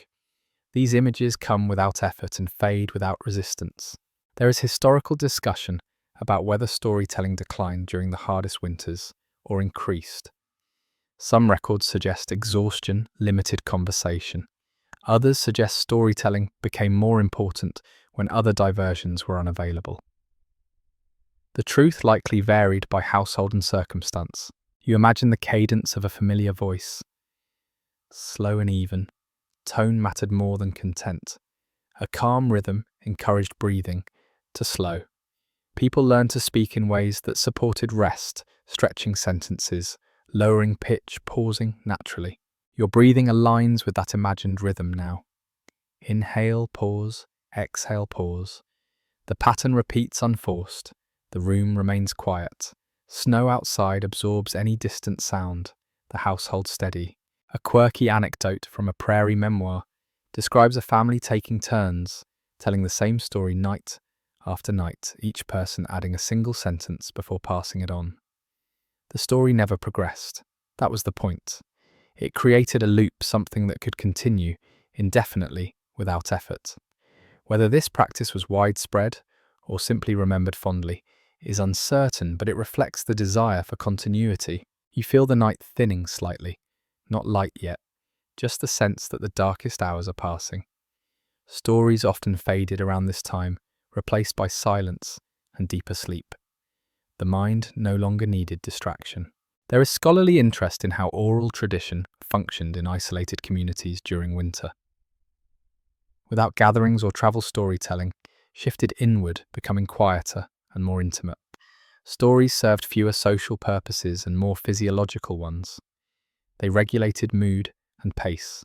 You adjust your posture again, not because you're cold, but because the body seeks a new balance as sleep deepens. The movement is minimal, almost symbolic. Blankets settle again around your shape. The stove offers no sound now. Its work is done until morning, but the warmth it provided earlier still lingers, faintly mixed with the warmth of memory and imagination. These layers overlap without distinction. You notice that your thoughts no longer demand structure.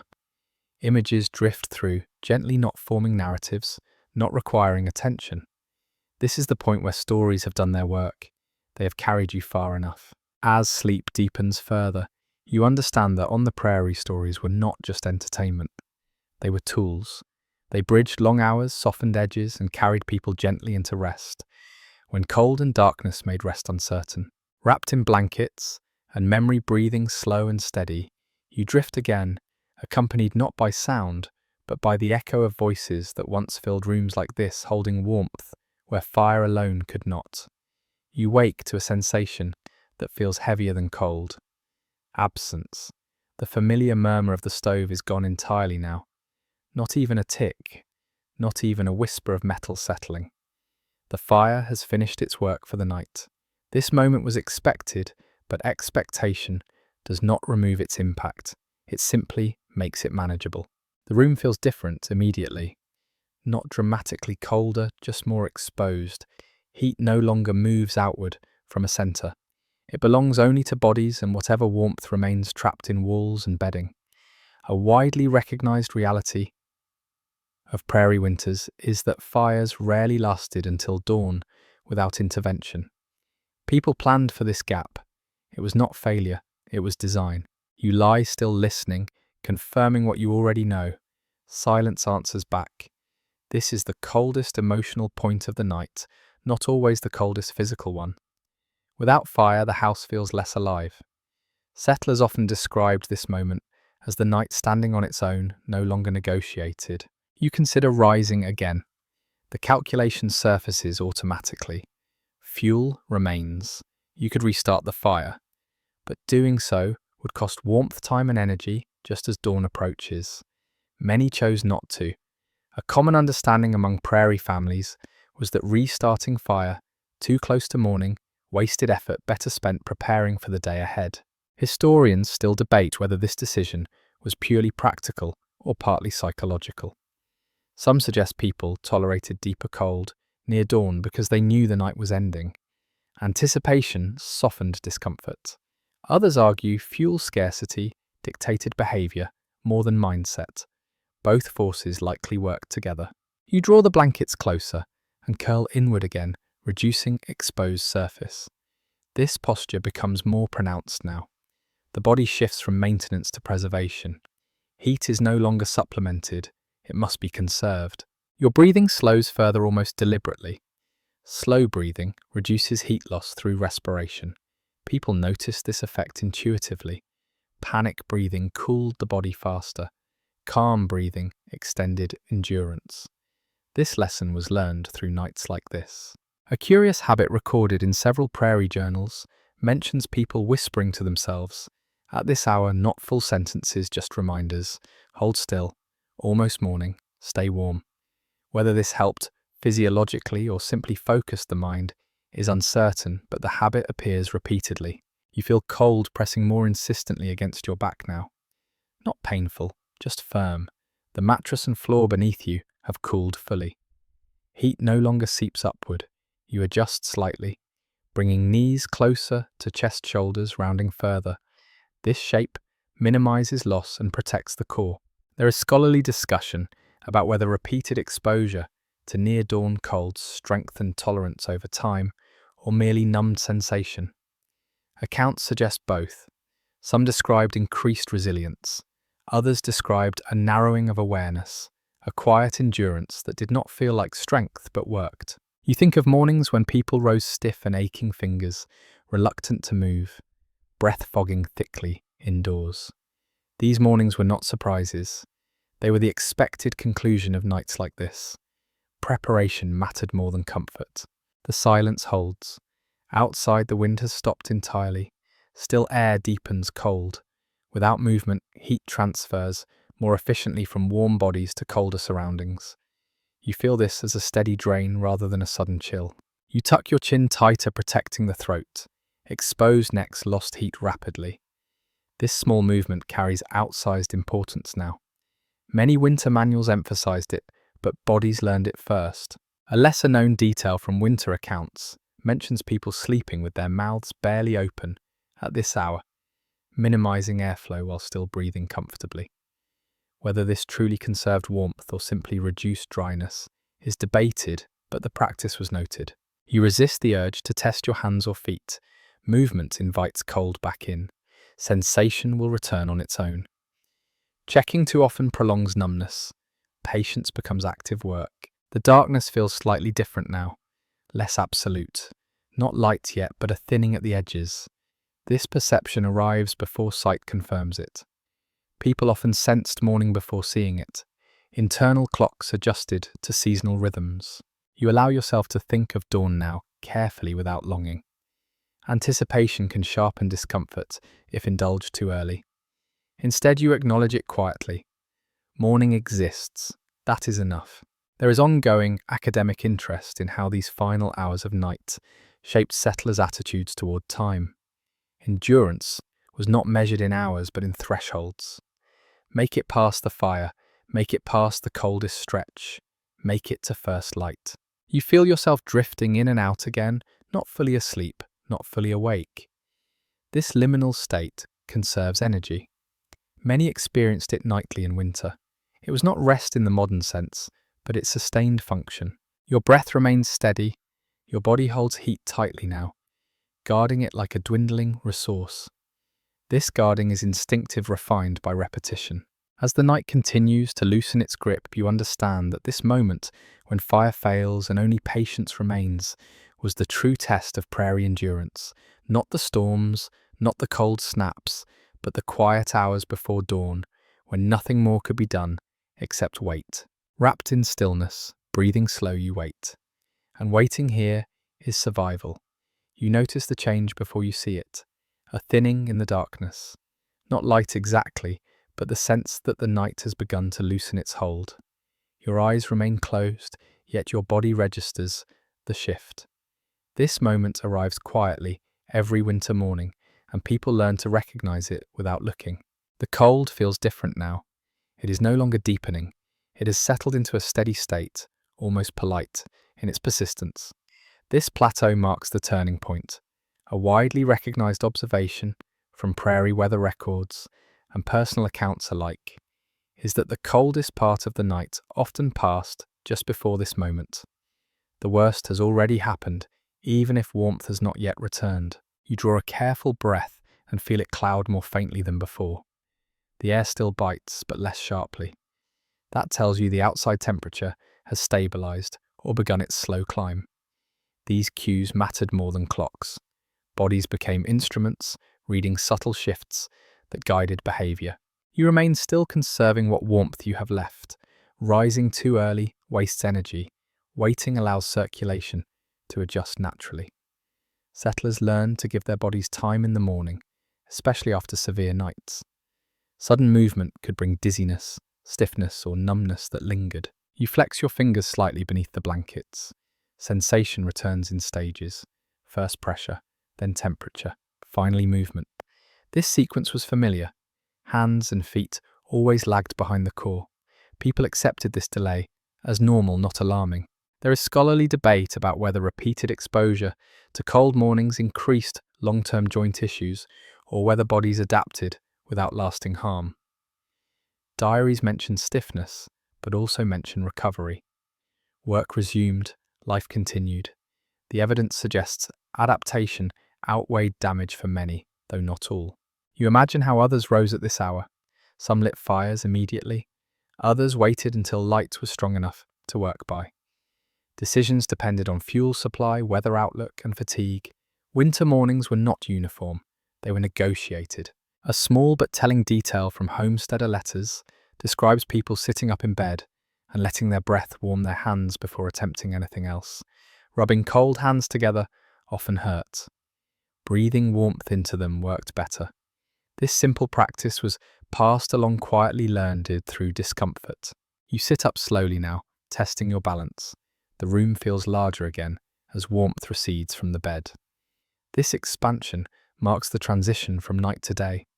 The house reclaims its full size as the body prepares to move. You swing your legs carefully to the side of the bed and pause. Feet meet the floor. Cold registers sharply, then dulls as sensation adapts. You stand only when you feel steady.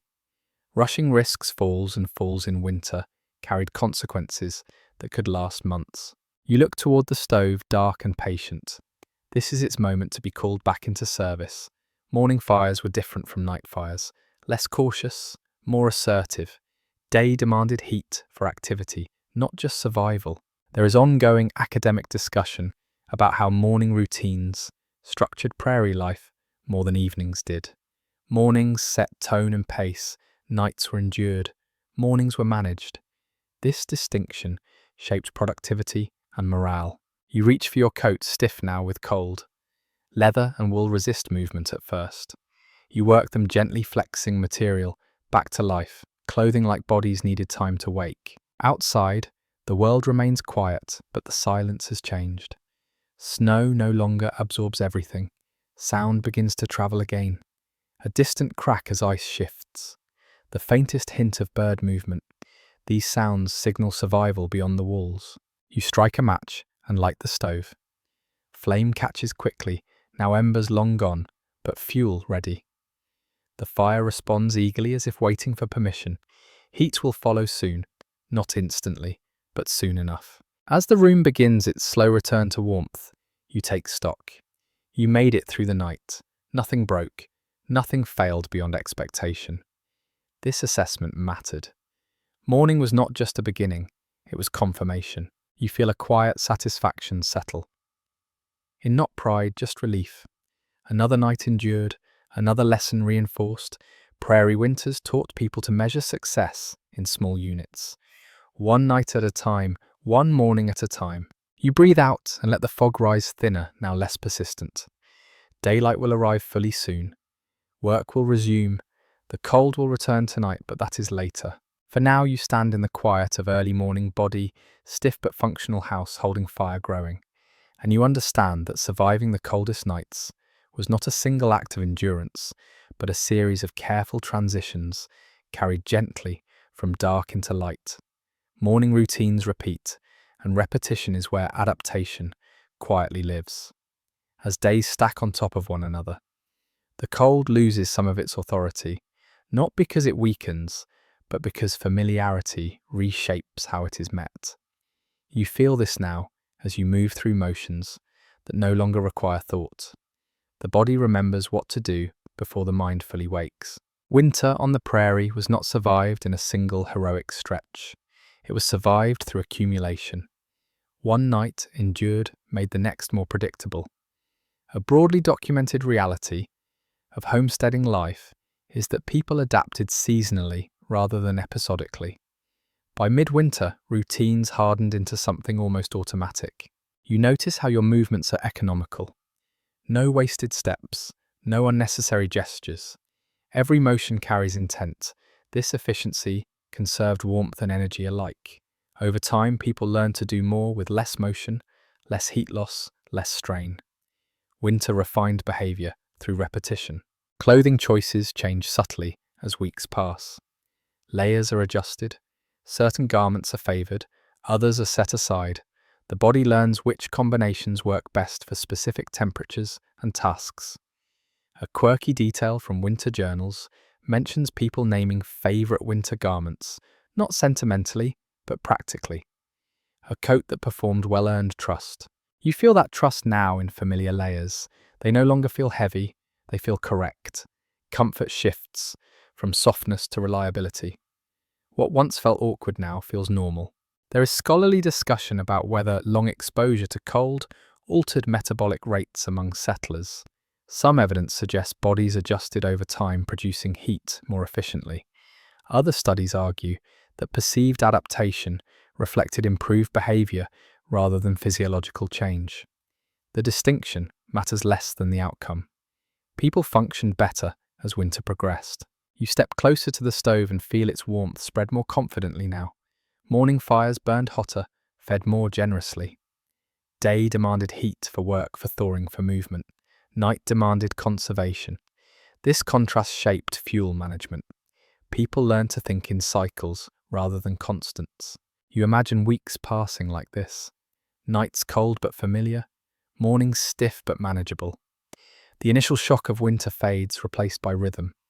This rhythm supports endurance more than optimism ever could. A small but telling observation from Prairie correspondents notes that by late winter, people complained less about cold and more about monotony.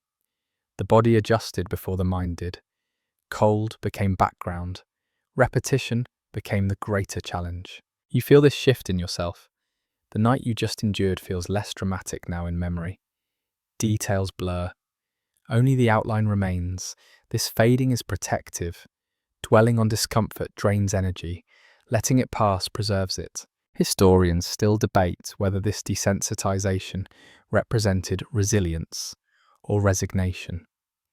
Some argue people became stronger. Others suggest they simply narrowed expectations. Both interpretations carry truth. Strength and lowered expectation often arrive together. You move through the room and notice how the house itself seems to settle into winter.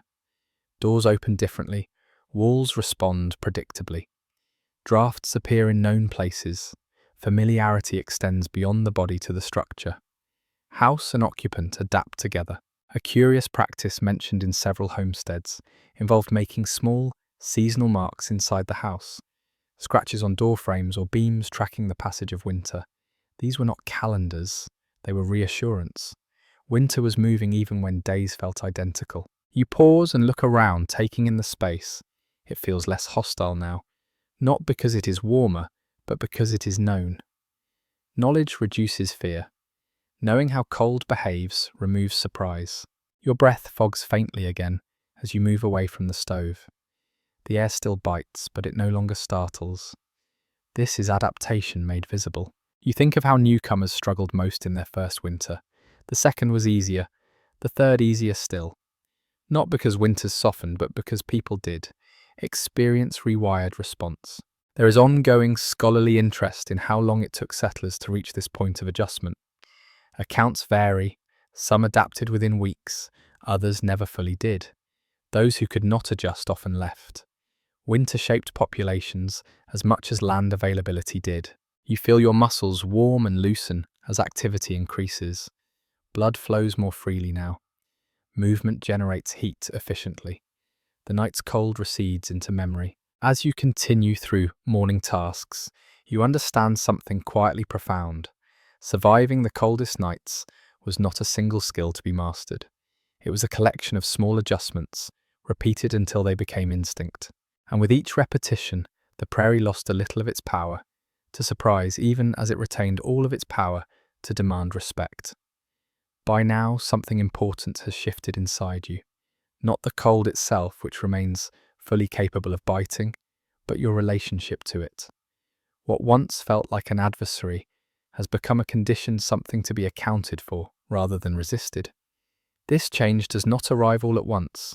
It accumulates quietly night after night until you notice it only in hindsight. You think about what comfort means now. It no longer means warmth in the absolute sense. It means predictability, knowing where the drafts will appear, knowing how long the fire will last, knowing which blanket edge to pull first when the room cools. A commonly recognized reality of prairie life is that comfort was redefined through exposure. Expectations adjusted downward, and in doing so, stress eased. This redefinition appears clearly in letters written late in winter. Early correspondence dwells on hardship, cold shock. Later writing speaks more about routine timing, minor inconveniences. The weather has not softened. The writer has adapted. Scholars continue to examine whether this shift reflects psychological resilience or simple fatigue, but the effect is unmistakable. You feel that shift now in how you recall the night you just survived. The snow inside the house, the fading fire, the cold before dawn. None of it feels dramatic anymore. It feels normal. That normality is not indifference, it is calibration. You notice how your body no longer reacts sharply to cold surfaces. Touching a cold wall does not surprise you. Cold air on your face does not demand immediate reaction. The nervous system has learned what matters and what does not. This filtering conserves energy. There is evidence in settlement records that people who could not make this adjustment often abandoned their claims. The land did not defeat them physically. It exhausted them emotionally. Those who stayed learned to accept discomfort without amplifying it. Acceptance proved more durable than defiance. A curious anecdote from a late winter journal describes a settler realizing he had stopped counting the days until spring. The absence of that counting marked success. When winter was no longer measured against escape, it became livable. Whether this realization brought relief or resignation is open to interpretation, but it signals adaptation. You think of how conversations changed as winter wore on. Complaints grew shorter. Advice grew more specific. Instead of saying it is cold, people said, where it is cold.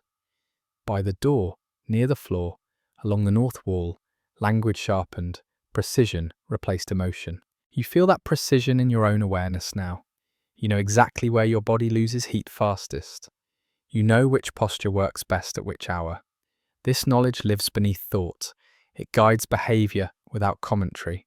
There is ongoing debate among historians about whether such acceptance should be framed as success or compromise. Did people thrive, or did they simply endure? The answer may depend on perspective. Endurance itself was success in a landscape that did not offer ease. You reflect on how suffering loses drama when it is expected. Surprise amplifies pain, familiarity dulls it. This is not numbness, it is efficiency. Pain still exists, but it no longer commands narrative space. You remember how earlier in the winter, every creak sounded ominous. Now each sound has a category. Wood contracting, wind shifting, snow settling. Categorization reduces fear. Fear wastes warmth. A small but telling detail from Prairie memoirs describes people beginning to sleep more soundly late in winter. Not because nights were warmer, but because minds were calmer. Knowing what the night would do allowed the body to rest within it. You feel that calm now. Even the memory of the coldest hours carries less weight. You have been through them. You know how they unfold. Knowledge compresses fear into manageable dimensions. There is scholarly interest in how this recalibration affected people when they later returned to milder environments. Some accounts describe frustration with what others considered discomfort. Once you have endured prairie winter nights, lesser cold feels insignificant. Perspective changes permanently. You notice how the house itself feels less hostile now. It has not changed. You have. Familiarity breeds cooperation. You know how it behaves. It knows how you move. This mutual understanding reduces friction. You think of spring ahead, but not with longing. Spring will arrive whether you anticipate it or not. Winter has taught you to stay present. Anticipation pulls energy forward. Presence conserves it. A reflective passage from one settler letter describes winter as a teacher that demanded humility. You could not bend it. You could only adjust yourself to it. Those who tried to dominate it failed. Those who listened lasted. This philosophy emerges repeatedly, though rarely stated outright. You feel your breath, steady posture, relaxed, movement sufficient. This is what adaptation looks like. Not triumph, not comfort, competence. As you consider all the nights behind you and the few still ahead, you understand that surviving the coldest prairie nights required a quiet agreement with reality. Accept what cannot be changed, manage what can, release the rest. That agreement did not make winter gentle. It made it navigable. And navigation in a place like this was everything. You stand in that understanding, now warmed not by heat but by familiarity, ready to move into whatever comes next, without drama, without resistance, simply prepared. The memory of the night settles into you more quietly than you expect. By now the cold has done all it can do. It has tested walls, fire, clothing, posture, patience. It has pressed against breath and thought and routine. And you are still here. That fact alone carries meaning. You look back over the hours without replaying them in detail. The mind no longer needs to. What matters has already been absorbed. The prairie night has taught its lesson, the way it always did, without ceremony. Slowly, repetitively, thoroughly. Cold, you realize, was never just an obstacle. It was an instructor. It taught efficiency, restraint awareness. It taught people to notice small changes and respond before they grew costly. A widely accepted understanding among historians of frontier life is that extreme environments shaped behavior more powerfully than ideology or intention ever could. People became what winter required. You feel that shaping now in how your body moves, how your breath settles, how your thoughts no longer rush. Even as warmth returns, the habits remain. They will surface again tonight, and the night after that without effort.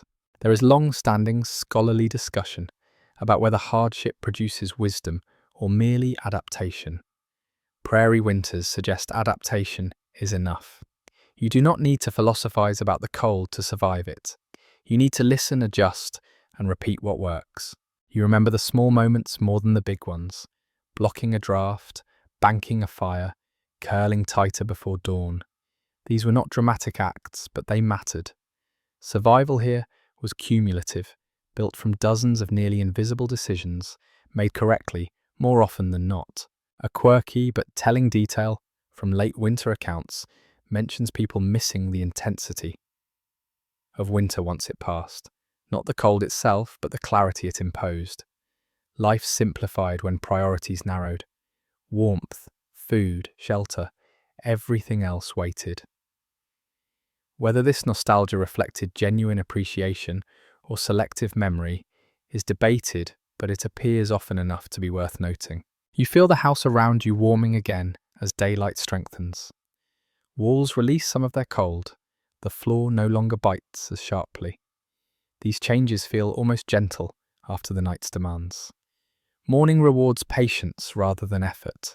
You think of how future generations would remember these nights. Through stories, through photographs, through simplified explanations. Much would be lost. What remained would often sound harsher or braver than it actually felt. The truth sat somewhere quieter. Nights were endured, not with heroism, but with routine. There is an ongoing academic conversation about whether frontier survival narratives overemphasize struggle at the expense of competence. Many settlers did not see themselves as struggling constantly. They saw themselves as managing conditions they understood. The difference matters. Management implies agency. You feel that agency now, not as power, but as familiarity. The prairie night is no longer mysterious. It is demanding but predictable. That predictability removes fear. As the day fully takes hold, the memory of cold recedes further. You know it will return tonight. That knowledge does not trouble you. You have done this before. You will do it again. And with that understanding, the story of surviving the coldest nights on the prairie reaches its quiet conclusion.